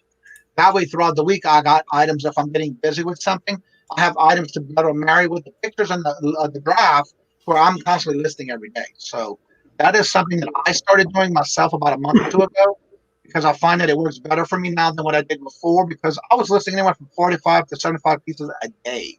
Jeez. And I was so exhausted from doing it. It's like, okay, I got to cut back and maybe see what else will work. And so that's what I've been doing for the last month and a half, 2 months. I find it's working better, because now if I'm sitting in the living room watching TV, I can get there and start popping out some more invoices or inventories that I have the picture ready to go with it. So. And that gives me a chance to look at them and see if the prices have changed before I listed it as well. Mm-hmm. Justin Jacobs in the house. Good morning. Hey, Justin. What's up, Justin? Does anyone ever call you JJ? Is that a thing for you? I think so, because I thought somebody was saying that in one of the chats he was in this weekend. Yeah, Justin's awesome. Love him to death. Well, thank you, Bonnie. And that's what like I said, you're going to be able to find out what works best for you. But I found after doing everything that I've tried, and I've tried many things, trust me, I just made a year doing eBay, and I'm still trying to make things to tweak to see what works best for me. You're at 1 year, Kajun? I just made a year in July. Okay. September 14th is my anniversary. Oh, cool. So you're coming right around the corner. Yeah. Next week. That's 7 weeks from today. Yeah. And it's been crazy. Like my first month, I think I made like $175 profit. Yeah. And then the next month I made like $235, and then it just kept getting more and more. And I still haven't like leveled out yet. So right. And that's what happened with me. The same thing. It gets higher and higher, and you got to look at that 40, 90-day mark, which you made in 90 days, and that number goes up. That makes you feel good. Yeah. Yeah. eBay is pretty great, man. It's helped me afford a nice truck and made things a lot easier on me. And the funniest thing is, like, I can't believe on some of the stuff that's selling, that's like, I can't believe I listed it and then it sold, you know? But never be mindful of, just try it. You never know if it's going to sell or not. You never know who that one piece might belong to, somebody who's looking for it. Yeah. A good example of that is I was doing a apartment renovation, and they had a Honeywell thermostat, and the knob was gone. So I had to replace the thermostat, but he didn't want like a new thermostat. He wanted one specific to that age, because every unit in the apartment complex had the same one. And I had to go to eBay for it. And this is before I was selling. And I think I paid like $54 for this Honeywell. It was like a 1985. I mean, it was so old. Right. And when I got it, they didn't send me the knob. And the knob was the only piece I needed. So I told this seller, I was like, look, man, I don't have the knob. Like, that's all I needed. Your photo showed the knob. I was like, why is it not there? So he said, just keep the item. He gave me the return. And then I had to buy another one on eBay, and it was for like $44. So I was so surprised he let me keep the item. But now that I think of it as a seller, I'm like, he may have picked that up for $1. Exactly. He didn't want to deal with the return, but I'm paying like a premium because it's the only listing on the internet. So yeah, things. I tend to do really well when I find them. I usually tend to find them new in box, still sealed, and you can make some money on those. But those are very few and far between. Yeah. Yeah.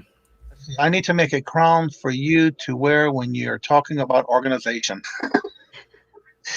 I was on her show Saturday, and that's one of the biggest things we were talking about on how organized I am.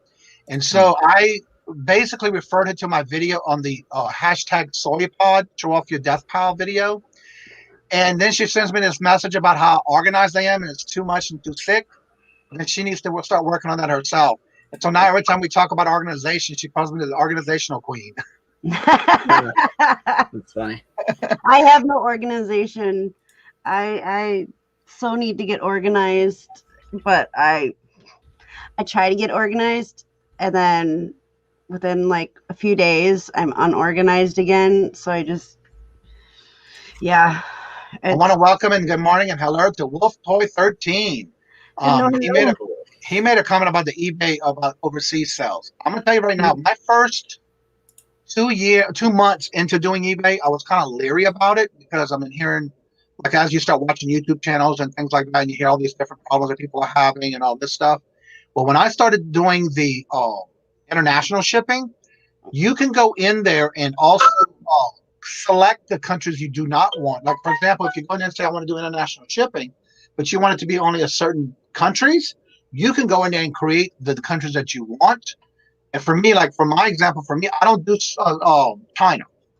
There are certain states I will not do. So you can go in there and select the countries you do not want to sell to when you do the international shipping. And that way you don't have to even worry about those countries. You can set the countries you want in your international shipping. And it's something that at first I was scared about doing, but I can guarantee you I have not had any problems. I also do, if the buyer wants to return something from overseas, it's them that has to pay for it, not me. So that way that covers it in case, because 9 times out of 10, they're not going to want to pay that to ship back anyway. So don't be afraid to try it. Because again, I have not had any problems with it, but then I'm not saying you will never have problems, but you just never know until you try it. Money Mars says, by organizing, you are referring to the stacking of stuff on my floor. But the good as much as the room and items in it. Now, when I say organizing, it's minor in either crates or boxes, the items that are from a particular sale that I do, or a garage sale, and I have it marked. Like right now, I'm going through some boxes that I have that were for free that somebody gave me from a sale that was finished, and they just wanted to get rid of it. They called me and told me to come get it. And so I have a lot of free stuff that I've been doing as well as that, and I do those and put a lot of those in my antique booth. I haven't turned on international shipping yet. I do have global shipping program going on. It seems to be working for me. Yeah, so another thing with the global shipping, what I like about it is that you don't have to, it's not going directly from you to the buyer of whatever country it's in. It goes into, like in my area, it goes to Kentucky.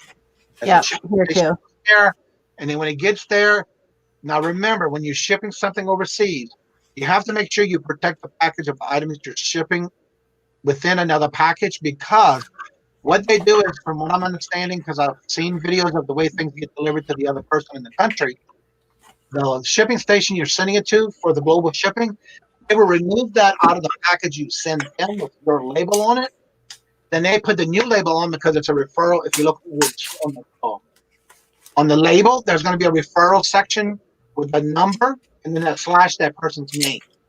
So what they do is they would then put a new label on that once they take it out of the package. So be very mindful of when you do shipping, global shipping to that a site, that they do that before they send it to the person you're going to in whatever country. Yeah, I know this isn't like overseas or anything. I saw a lot of decals to Puerto Rico. A lot. I could not believe.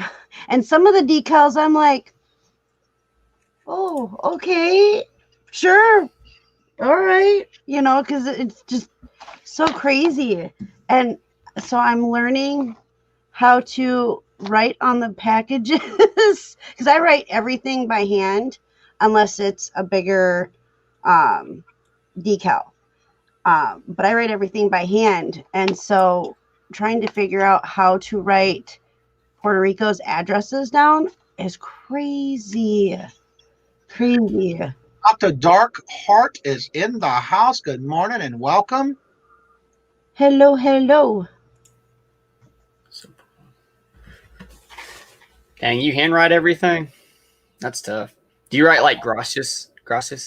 No, all English. I thought about that. When I first started, I was like, maybe for each country I should write like thank you in that country. But it would be nice, but my Google translator doesn't like me. And I don't want to write down the wrong thing.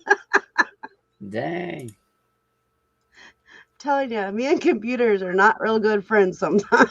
Yeah, and you were talking about organization. I was thinking, like, as long as you know how much money you're spending and making, I think that's what you really want to focus on. I mean, having your inventory organized will save you a ton of time, but if your money's in the right place and you know how much you're making, that's really the most important thing. But yeah, you definitely want some bins and labels. I agree with that, because I'm starting to get to the point where I got 3 shoe racks, but I'm constantly moving shoes in and out, and I get, it takes like, maybe like 20 seconds, but it's a lot.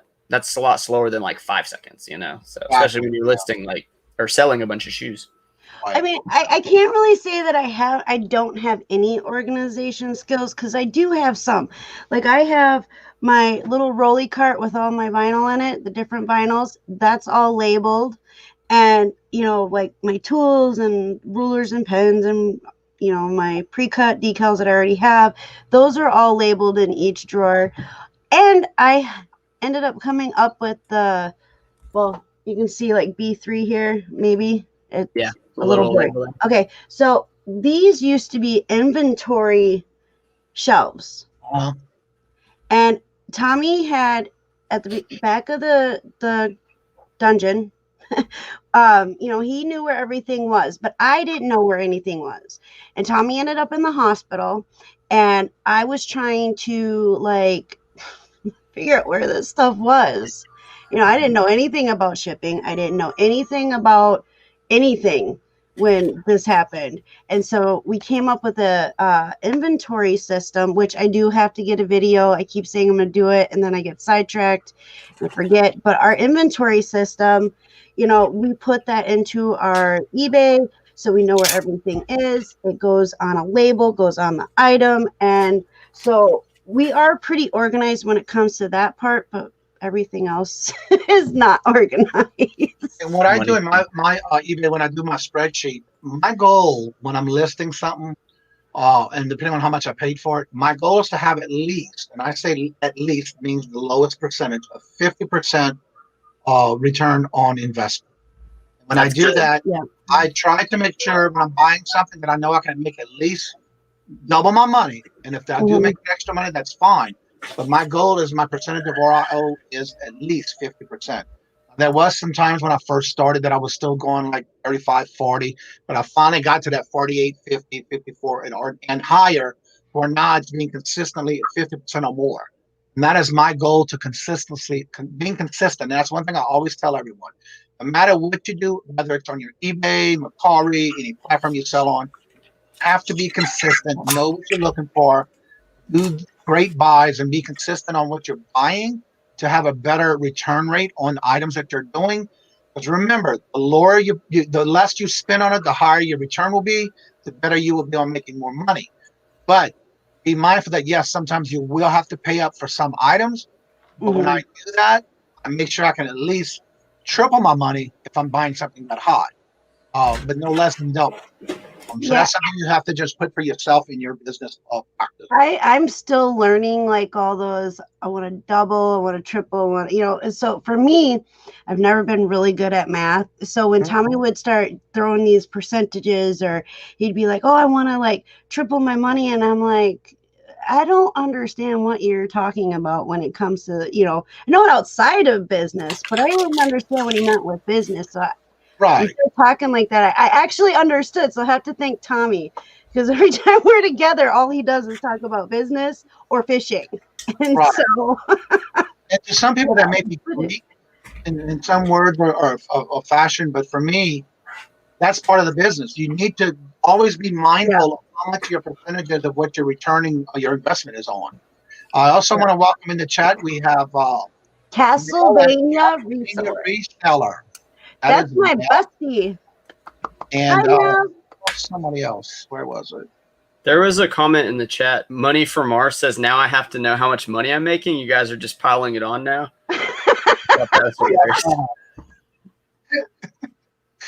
The best thing, you don't have to know. Like, I mean, it's good to know though. Just a recommendation when you're doing any type of business, you need to be mindful of what your income is to your return on investment. Only because that'll keep track on for your part on how you're doing, and that's just a mindful thing for you. And if you're not making the money on it, then just move on to another item. Don't keep trying to resell that because you're not making the money you need to. And that's why I like doing that.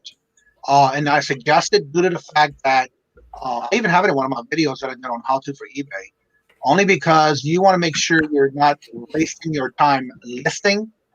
Your time taking your pictures, because time is of money. And so the less time you spend on things that you know that's not making enough money for you, you'll move on to something else and be able to list something else.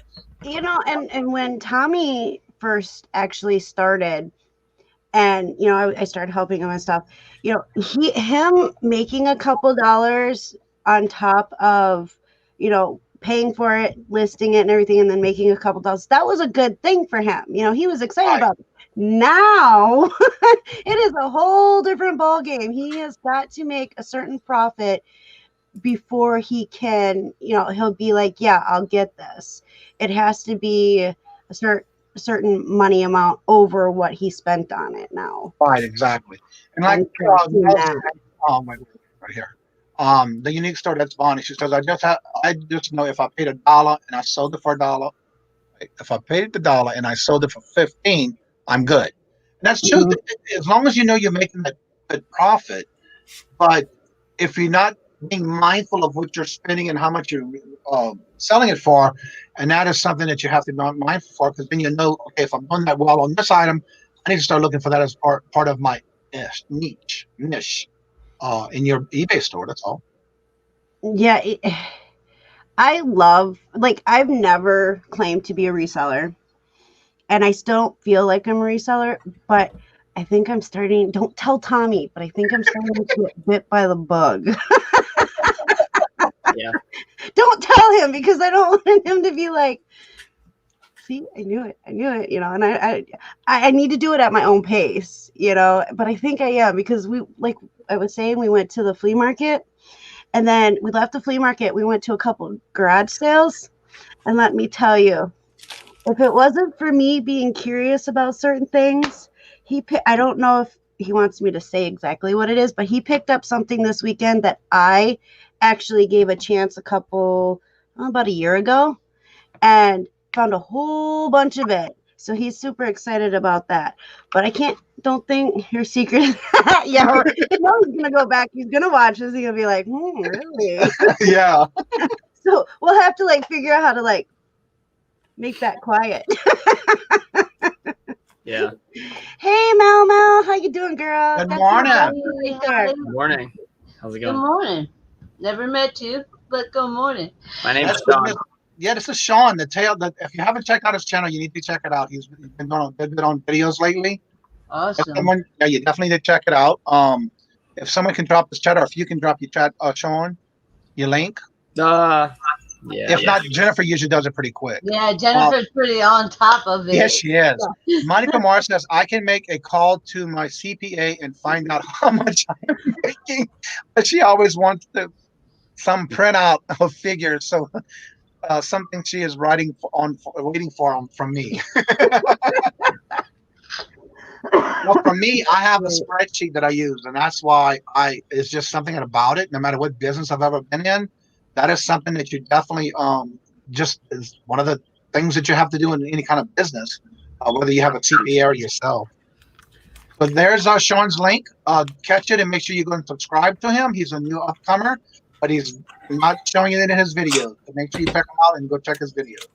Yeah. So Saturday, I went to a garage sale, and they had this mountain bike there, and it had a Schwinn bike rack. So I thought it was a Schwinn bike, and they only wanted $15 for it. So I picked it up, but it was like a reaction backlash mountain bike, and it had like new tires on it and everything. But I don't sell that type of stuff. But because of the virus and because I know it's a hot item, like I'm okay going out of my comfort zone. So I actually haven't posted it, but I contacted a friend who does a lot of cycling and mountain biking, and he posted it in his Facebook group because he's with all the bicycle people. And I told him I'd give him 20% of, if he found the buyer of the sale price. And he said, like, don't even worry about it. He said, I'll just post it. And that's kind of cool, kind of like seeing an item that is hot, and you may not be used to it or may not. I can't ship a bike, but it had a lot of value. So I took the Schwinn rack off of it, and that's worth like $25 on eBay. So I'm gonna list that separately, and then you'll definitely make your money and then some on that. Yeah. One. Oh yeah, for sure. Is there a way to contact you? Because I have a bike that I'm trying to get rid of. It's a electric bike that I got out of a storage unit, and it literally runs off a battery in the back. I got you. Yeah. I don't know. I mean, I'm in North Texas, so like it'd be like a local pickup type thing. I'm not going to travel to buy the bike or try to get it. No. I don't mean it by that, but maybe get me an idea of what the heck it is.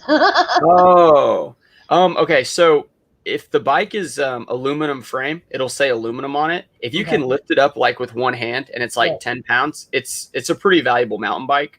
If it's like that has like a big battery and stuff on it, I would just look for words on the bike itself and put it in eBay and see what it's comping at, or just Google search it and go to shopping and see what it goes for new. And then you can kind of gauge like if you're in the ballpark. So that bike, I think it sold for $100 a couple times used, and I looked it up new and it was like $300. Well, since it has new tires on it, the treads are real good. I told him to list it for $200, Right. and I'll take anything as low as like $80, but I rode it around. It's a lot of fun. Like, it'll be in my video. I had a pretty good time with it, and she was really cool about it, but it was her husband she sold. So I hope he's cool about it, 'cause he wasn't there. So Mel, I hope that I can say this correctly, and if not, Sean can correct me on it. 9 times out of 10, if you flip the bike over on the back or bottom of the pipe, either under the seat or under the main frame, there's going to be a serial number. Just like anything else, it has a serial number. Okay. And you can look it up with that serial number, because, like, for example, for me, if I want to see what year a sewing machine was built, on that serial number, I will put it into the sewing machine website. Put that invoice, the number of the machine itself, the actual serial number, and it'll come up and tell me everything about that year, how many they made, what year it is, and the going price for it. Okay. Oh, wow. Okay. You can try to find out a website with that as long as you have the serial number and you put that serial number in. It'll help you even tell you what year it is. Got you. I'm not sure about that on bikes. It might be true. I've never really. I mean, I've owned one bike, and then this is the first bike I bought. So. Oh, okay. But Yeah, I'm gonna go and take it to a bike shop because it does have a little bit of damage on it. Mm-hmm. I just want to get an estimate to see if it's even worth fixing. Yeah. So. That's true, but yeah, the Facebook, there's different groups and stuff that they're very knowledgeable. You can post a photo or two and be like, "Hey, just wonder if anyone's interested. Can tell me a little bit about it. Maybe you can get some help there." But if you can find one of those groups on Facebook and you put that picture in there, they'll help you. Because trust me, I've noticed all kind of comments that people help you with. Yeah. Right, I appreciate. We had to do that with art paintings, and I joined a couple art groups. The artist was originally from Wisconsin Dells, but he had a dark, like, I guess the guy was sweet and nice and everything, but his paintings were dark, creepy. I don't know exactly what the word was, and we didn't know anything really about him, so we put the pictures up in some art groups on Facebook, and we were able to find out a little bit of information that he was from Wisconsin Dells, that his art was good. We did sell one photo on eBay.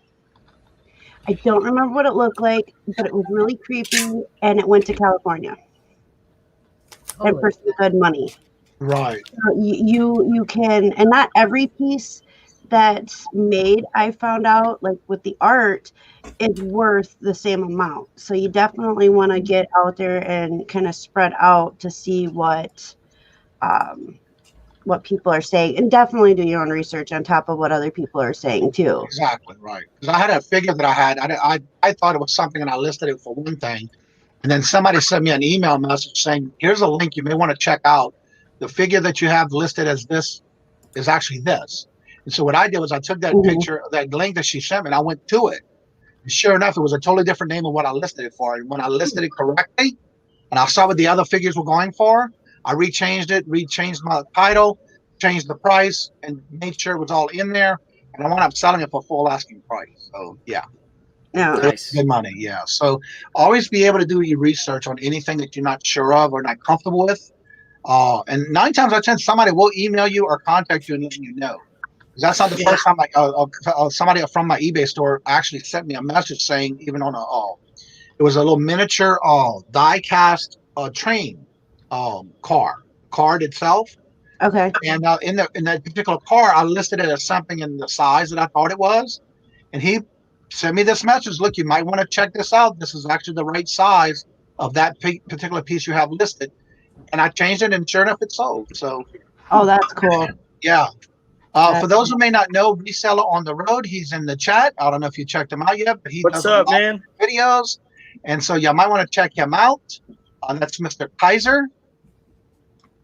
He is actually one of the ones that was my last guest on my weekday show that I was doing at 5:30 p.m. If you ever want to check that out, just go back to my videos and you will see they are in my playlist. And check out his information on his channel.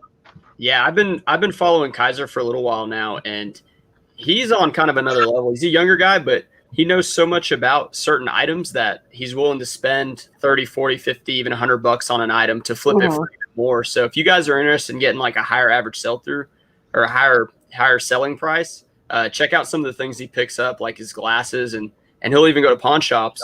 And yeah, that's kind of a game I want to get into, because once you build the capital, you know, it's great to buy something for $1 and sell it for 20 and make like, you know, $15. But if you can do that on a much larger scale and pay 100 and sell it for 2,000, like that's really going to like increase your buying power once you have a couple big hitter sales like that, and your confidence in buying, you know?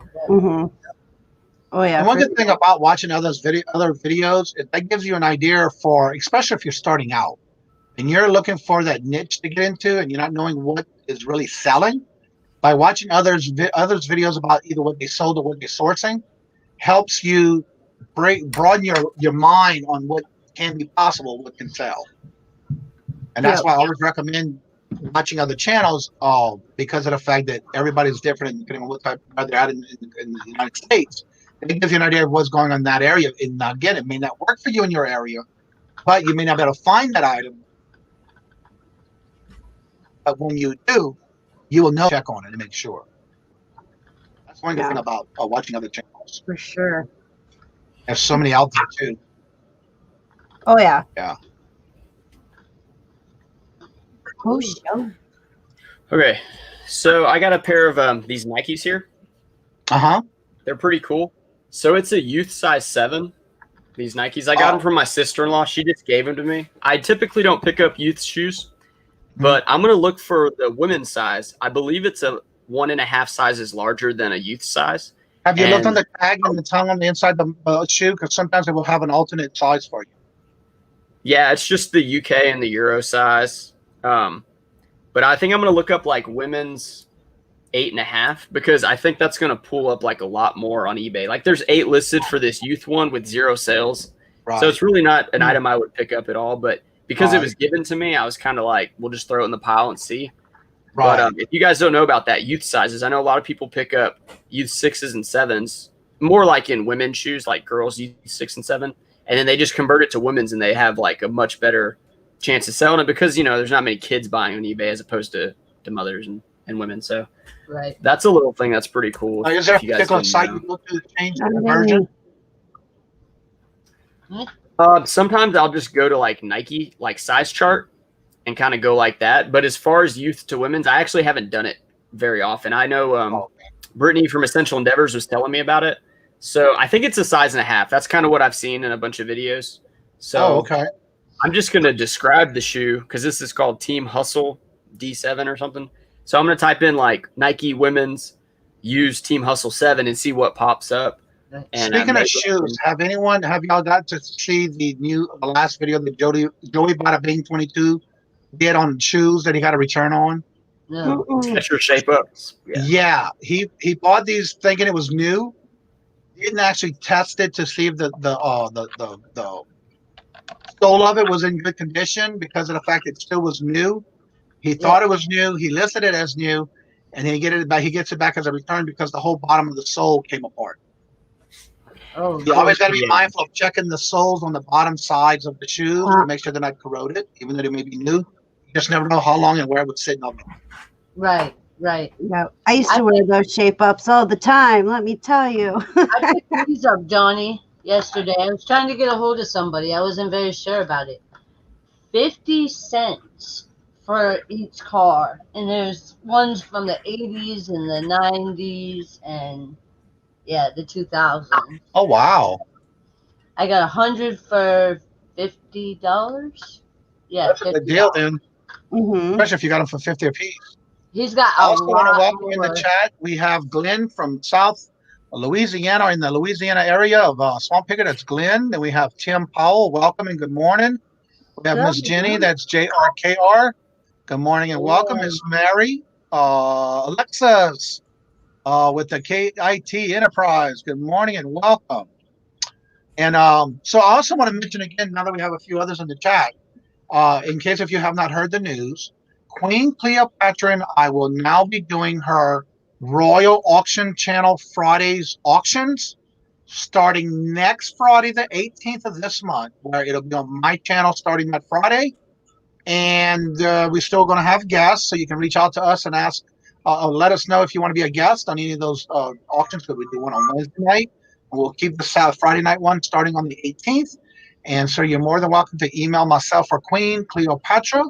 And then Queen, if you could put your email in the chat for those who may want to be interested in coming a guest. And my information's in my description bar below. Or if you go to the Wednesday thumbnail for our auction on Wednesday, her information is in there as well. So that way you can contact us if you were interested in becoming a guest. I want to go on, Donnie. Well, reach out to us, maybe we can get you on the schedule. Because right now, I believe we're packed already. I know on the Wednesday one, we have, I want to say till the Friday of the middle of the Wednesday on the last week of the month, we have an open. Yeah. But it's been getting filled fast. So reach out to us with an email and let us know what day you would like. Okay, then just send us a message and let us know what's your availability, and that way we can work with that and then get back with you. We will be still doing our Wednesday auctions on that hump day. The 5 o'clock traffic jam is going to be on the Wednesdays, and Fridays we'll still keep it with the Royal auction. And there's Queen's email for that auction if you would like to send us an email or letting her know the dates, or myself, either one. You can get you on the calendar and let us know if you want to do the Wednesday or the Friday one. That way we can just get you on the schedule. Cool. Awesome, man. You guys got a great thing going with that, I know. Yeah, it's been going pretty good. And on tomorrow night, if you have not checked it out yet, Larry LL Stash is bingo. The bingo for fun night is on Larry's channel tomorrow night. And then from this week on, tomorrow, this week right now, him and I, until we get the third person, because Victoria did step down. So we will be having a third person coming in, and if anybody is interested, I do have a few people waiting to hear from. That may want to take that spot. You're more than welcome to reach out for that as well. And with Queen Cleopatra, she just posted the message that you can reach out to us and her, and we can we will be happy to work with you and have you on our either Wednesday or Friday auction, whatever works best for you. And we'll be glad to have you on and honored to be able to be part of it. Right. I'm sending you one right now, buddy. Because we do have an idea for something else that we've been talking about. And then, of course, we'll even make one of the shows once we get the information finalized of maybe doing a theme type auction with it. So cool. We're always looking for ideas and suggestions, but we're also always looking for someone who is interested in wanting to get started if they don't have a website or their own YouTube channel where they do auctions, but they just want to get started. That's when you can come and see myself or a Queen. And with Victoria stepping back down, this Friday will be her last auction with Queen. They have Nana Tank as their guest. So after that, it'll come to my channel on the following Friday. Awesome. Yeah. Cool. Make sure you set reminders and come back and see us on those nights. So John, you want people to reach out to the one that's on your... You can either reach out to the one that Queen just put in the chat, or myself, which is in the descriptions below. Okay. Both of us are working the calendar together to get people on their schedule. And what we try to do is if we have two people scheduled for the same day, we're trying to intertwine the guests on the days that we have two guests. Awesome. And actually, Bonnie is going to be our first Friday night guest. If I'm not mistaken, I think so. There's just been so much going on this weekend. I was trying to get all my thumbnails done, and I was able to get them done and then go back and do some changes. But, yeah. But we wanted to wait to make sure Victoria did let everybody know in her show this morning before we went forward with anything else. Before jumping off the SketchUps, so these are the Sketcher shape-ups he's talking about. So if you guys look closely here, yes, part here is like it's like this foam, and if you're washing these because they're dirty and you start scrubbing on that, this will deteriorate. So you really have to be careful with it. I don't clean these very much because of that. I've ruined a couple pair. But if you find a Sketcher shape up and it's in decent condition for a women's, it'll typically go for like $39.99 with free shipping. But if you find a men's pair, which I think that's what Joey Bada Bing had, those can go upwards to like $60 to $100 used. And they have a pretty good sell-through rate. Like if 100 are listed, you'll see like at least 100 sold, if not more. But one you sold for that had to get returned was over $80 after the return. No, that's how much they paid it. That's how much they paid for it when they bought it. Right. Yeah. So then you have to it was probably a men's pair. I've sold one pretty high like that. But if you go like this weekend, it came out I think this weekend. When I saw it, I watched the thumbnail. It was like, oh my god. Yeah. Ooh, then I had Johnny. I had my first item lost, like completely lost through postage. And the message, what it said on tracking was unable to access the delivery location in red. And I'd never seen that. And I talked to my post office because I had the woman contact hers and they said, we don't have it. You need to contact the seller and talk to him. So whenever I talked to my post office about it, they said, if there's a loose dog around the house, they will not get out of their truck. They will put that message in, could not access delivery location, or if there's like a gate and they don't have entry, things like that. But I have no idea where the shoe is. And now I need to figure out how to get my money. I mean, I was going to call today, but obviously they're closed because of the holiday. But what would you suggest that I do to get the insurance on the item? Because it's gone. It was a $40 item. Thank goodness it was like under the $50 for priority shipping insurance. Right. But Did you get any insurance on it? Well, isn't it any priority label has a $50 minimum? Right. It does automatically. What you need to do is get the tracking number. Yeah. Go to the post office that is in your town that is closest to you that you deal with, or whatever is in your area that covers your area of where you live. Go to them directly with that tracking number. I know at my post office, if I had one problem that happened to, and I went to the post office and they were actually able to tell me where was the last true scan. I kind of found out the one they lost on me was right here in my town, in my state, at the local distribution center. Mm. And I couldn't do anything about it because I sent it out media mail. And so therefore they can't find it. They don't have a tracking number, and it's like they don't even know where it's at. So I couldn't do anything about it. But I guarantee you, after that happened, I do not send anything media mail. Wow. Because I can send it first class, and it's just as cheap or cheaper than or about the same as media mail. And you have the protection. I didn't know that media mail didn't have tracking like that. No, that's not bizarre. That's a pretty good tip for anybody out there. If you go and do your, if you go through pirate ship, and it's something that's opposite from what you do on your eBay store, and you do go through a pirate ship, every package is automatically insured on pirate ship. Tremendous. Yeah. So speaking of like how those items are just somewhere in the abyss of like the postal service, I was reading this article and it was about a company who they like get all the lost luggage from airports. I think they like buy them or something. Like they get them for just super cheap. And it's somewhere in like the Midwest, but their entire business model is, and it's from like the 60s, is to get those luggages. They go through it and then they sell it. And now they sell it online. And have you seen the new video from somebody from the UK who's putting out a video now about what happens for unclaimed packages from the Postal Service? No, but they go to an auction to get those. Yes, they auction it off. See, and I wonder if they probably don't open them, right? They just leave them. See, that's such a roll of the dice. But I mean, if you're shipping something, it's probably of some value, Exactly. Right. Well, Queen also just put. I've noticed the link. So if y'all need to get in touch with myself or Queen Cleopatra, there is the emails that you can reach out to us, and we'll be glad to get you on the calendar if you were interested in maybe doing some auctions. If you've never done it before and you would like to try it out, just reach out to us. Let's see. The form goes bad on the lot of shape of the shoes. Yeah, that's true. But you gotta watch it. But they always look good, right? Right. That's what he said. It's obvious, but they always look good. So yeah, you got to do that squeeze test.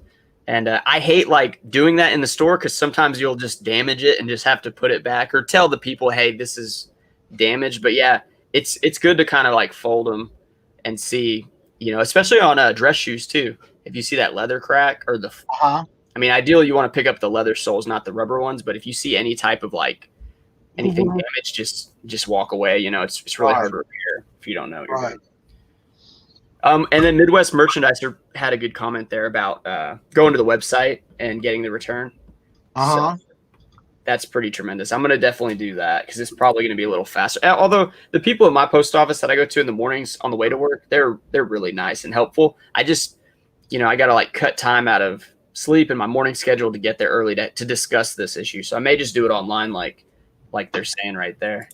All right. I want to thank Queen Chiropractor for letting me know. I'm trying to go through the chat and it goes so fast. And I just happened to see a comment.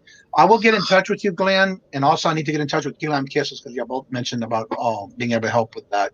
I know Larry spoke a little bit about it this morning, so I don't know if he's going to back down or not. But yeah, that's just something y'all can reach out to me about. And I'll be glad to get in touch with you. But I did see the comment. Thank you, Queen. I Just have to go back. hung out with Larry yesterday. Yeah. All day. It's pretty cool. That's right. Y'all went to the flea market or something yesterday, didn't y'all? Yeah. Yeah. He tried to go live, but his phone wasn't letting him.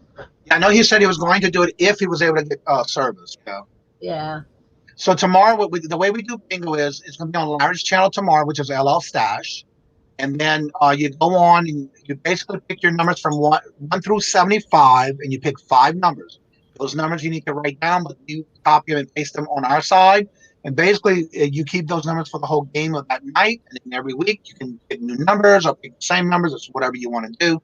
And then every time your numbers, all 5 numbers come up, and you chat and tap a bingo, the game gets stopped, and then you verify your numbers, and then you win the prize from the person who you're playing on their channel. Right.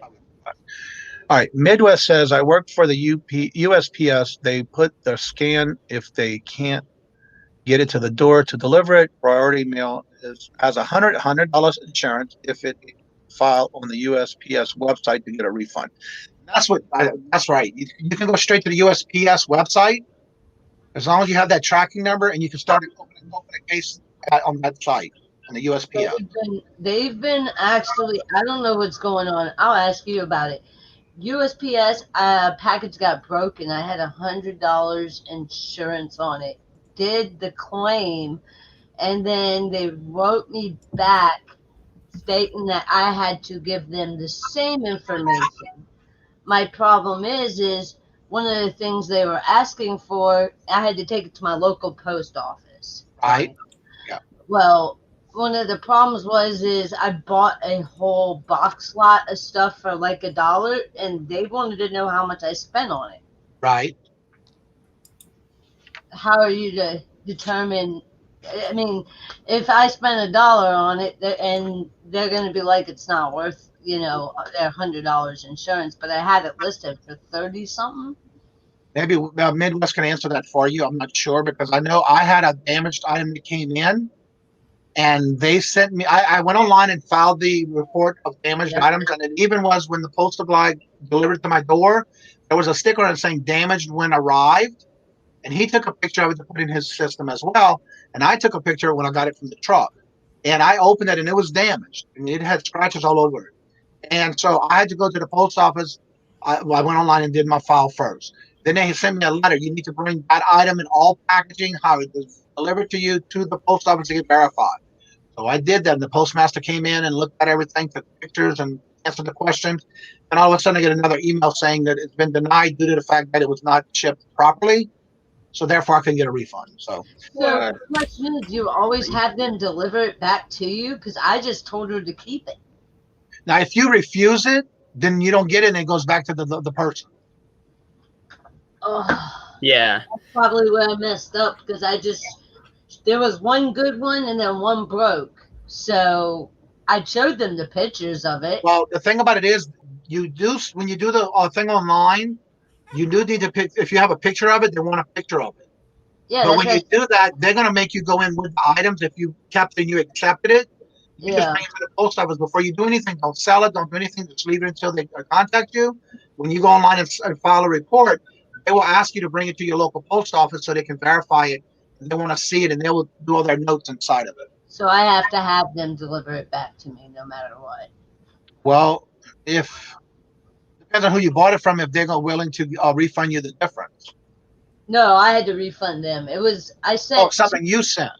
Yeah, I sent 2 milk glass pieces to a buyer. One broke.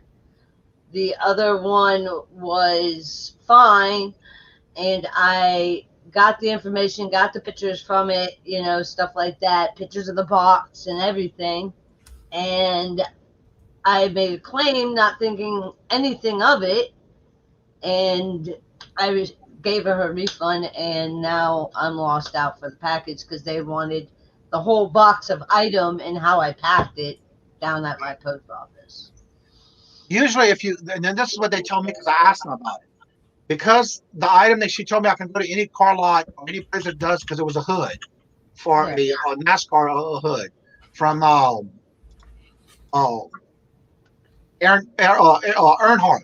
And I had to bring it to the post office so they can see how it was packed, the condition of the box, and the hood itself. And then she asked me, she says, now, either you can leave it here, because if I left it there, they would refund me the money and they can destroy it. Or I could have kept it, going to get an estimate to get it fixed, and it would pay up to the $50. But because it was too much, I just said, don't worry about it. I'm going to do it myself. But it's going in my NTU tomorrow. So I didn't do anything with it until I knew the final word from them, and then they closed the case. So I went on my way. But if you do bring it back and you go and apply through it and want the refund to come back to you, then they do keep it, and then they turn around and destroy it or do what they want with it. Okay. Well, she told me. So it's just a decision you have to make when you do that, because if you go and bring it to them to see, they have that right to keep it because you're filing a complaint. Insurance claim. Brittany Brand's in the house. Good morning, Brittany. Good morning. Hi, Britt. Let's see. They will not have destroyed it. It would have been on somebody else's wall. Yep, you're right. Yep. And that's true. And like I told us that I'm not going to worry about it. It was too much hassle after that. I did everything up to that point. I said, no more. I'll just keep it in my so I won't worry about it. I just let it go. Stephen, welcome in. Hello. Let's see. Stephen says, I've never had to ever take any of my packages. I made claims on the post office filing online. That's what I did as well. But I did get an email saying I had to bring it in for me to verify. Yeah. See, that's the same thing. I got my first one and I didn't have to worry about it. I just claimed it and they sent me a check. Yep. This one threw me for a loop. Yeah. Tommy actually sent I think it was a Commodore keyboard, one of those old vintage keyboards. Okay. He packed it. He sent it. The person received it and we got pictures. They had somebody at the post office had run the package over and it was all broke, and the guy was going to turn it into a game system, like all-in-one game system with newer games and stuff, but it was hard for him to find one that was in as good a shape as Tommy's. Right. And so he went to the post office, talked to our post lady, and she helped him get, and this was the very first time we ever had to deal with something like this. So she helped him fill out the, what he needed to do. And within a few hours, he had already started receiving, his money back and stuff like that. And it was not pretty. Like the guy took. All right, guys, I gotta go. Sorry to interrupt. Thank you, Sean. That's all right. I appreciate Have a great day. on. Thank you for everyone who is subbed, and I hope everyone has a good rest of the day. You too. Thank you. Bye. Yeah, so the guy opened it up, and you could tell that it had been run over, and it was just crushed. And so, yeah, that was horrible. And what's interesting is that it makes you wonder how many times that other packages that happened to. Well, see, we were informed that if you put fragile on your boxes, it becomes a challenge and a game when you're shipping your stuff. So we don't do that stuff. If you use a P.O. box, it is okay to have packages picked up at your house or drop them off at a different P.O. than where the address is. I wish Tommy was awake. I do. I drop mine off. I don't do pickups at my door or something like that, because I'm only 2 minutes away from the post office, and usually I'm running all my errands at the same time. So I'll drop them off because I want to get that physical receipt from them saying they got it. I know you can do a list and you can put it at a door for the postman, but I've heard too many stories in other YouTube channels where a package has come up missing, a package wasn't scanned, they couldn't find a package or something like that. So for me, if I bring it to the post office and they give me that little printout, I know that it's in their hands and they have it. Yep, I had that happen once towards the very beginning of Tommy starting the eBay and stuff. And I had a stack of packages. I took them in, set them down, and it was kind of busy in there. And so I set it down up on the counter, not down, but up on the counter, and a video game ended up missing. And Tommy's like, did you wait for the receipt? And I'm like, was I supposed to? Because I didn't know. It was when I first started. And he's like, you always get that physical receipt. So now, even when they have new people that are like subbing at the post office, I'll put the packages down and they'll look at me and I'm like, I need a receipt. Oh, okay. Well, like, I like about my post office, they'll ask you need a receipt. And then if they're new, because sometimes now they're waiting to get a permanent person in our post office. The person who was there for the first year I've been doing this since we've been here, she was always knowing exactly what I wanted when I got there. She was always very friendly and mindful. And so she knew I wanted the receipt. And on Mondays when I go in, I keep everything separate for the week. So when I do my paperwork, it's by the week from Sunday to Saturday. And so when I go in on Monday and I have two sets of packages, one's at the end of the week and one's at the start of the week, she always knows because I have separate bags. So yeah, that's nice when you know and understand what the post master that's there works with you. Midwest says that I've always tell people that when you're packing to pack, as if they were going to throw it 15 plus feet across a room because that's how they treat and sort packages. They do go through a number of bins. For me, I pack all my packages before they go out my door, before I put that label on it. I pack them like I want them to come to me when I bought something from somebody. Yeah. And as Robert says, he says also, as a sender, I don't think it matters where you mail it from. Hold on. Okay. Yes, but Tommy has gotten numerous emails being accused of being a drop shipper. So you have to be very careful with that. A drop shipper. Yes, they accused him of being a drop shipper because the one about where it comes from. Yep, because of where you drop it off. If you don't have it set up through eBay or whatever platform you're selling from, his happens to be eBay. He's actually been accused of being a drop shipper because, like, if we went to Appleton and we packaged up all our packages and we just went straight to Appleton and dropped them off in Appleton at the post office there, it is registering as it not being a normal post office that you use. So now he has it there. Yeah, his account's been like in trouble a couple of times because of that, but he's not drop shipping. But because it's coming up as a different post office than you normally use, they will classify it as a drop shipping account, and then you get into a lot of trouble for that. Why does that even matter? Because drop shipping, okay, so there's a right way and a wrong way to do drop shipping when it comes to eBay.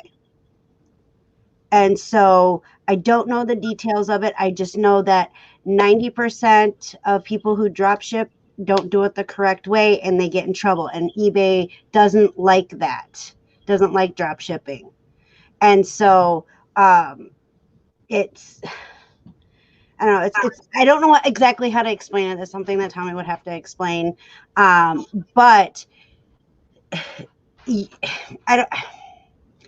gotten in trouble for it. So he's had to talk to eBay a couple times. So on our eBay account or his eBay account, the bigger store, he has it as the Appleton post office is on there because we go there for sourcing.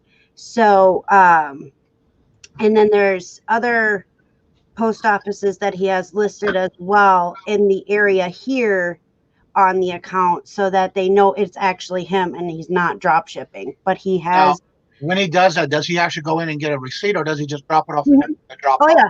Oh yeah, that's how he's. You know, I just wrote a note down for that because I want to check into that because I've done it a few times. Like if we're say I get up in the morning and we go into a different town to do some resourcing or whatever, and I have my post office is open till 9:30 on Saturdays. So what I do is I bring them with me, and as soon as I see a post office on the way where we're going, I will do that and go inside, get my receipt, drop them off. But I've never had a problem with any notifications on my account of that being done. So that's what I'm wondering. So I might look that up. Brittany says you can also ask them to pick up at your house and then scan your packages. If they don't have a million going out, they will have handheld scanners. Yeah, I knew that. But a lot of times, if you do, also you can print out a shipping invoice from your eBay store for that day of what you have ready, and usually that'll count for all of them. But I know some people who've had packages disappear or not scanned or whatever because of that one sheet of everything that they're actually mailing out for that day. So that's just something to be mindful for. I'm going to look it up because I wrote it down just to be one of those things to research. Let's see. Right. Let's see. We gotta go. We're getting a bad storm, so. All right. Okay. I just want to stop I'm gonna have to get going too. Okay. Yeah, because I need to start cooking a lunch. Well, thank y'all so much for coming, and I hope each and every one of y'all do have a safe and rest of your Labor Day weekend. Have some good food, some good fun, and stay out of the sun. Hopefully that you don't get burnt. I'm gonna go through the rest of these little comments, and then we'll go ahead and get off the air, so I can go get started with my lunch, my cooking for dinner, lunch, meat, brunch, whatever you want to call it. It's gonna be our meals anyway. So, but anyway, go ahead and get in touch with myself or Queen Cleopatra if you're interested in coming in and wanting to be part of the auctions. Just email myself or Queen Cleopatra. She did put the email in the list in this chat. So again, with that being said, I want to thank y'all. Love forever. Love is free. And we'll see y'all on the next show. And y'all have a great day. Take care. Bye, everybody. Stay there, Mel, for a second. Yep.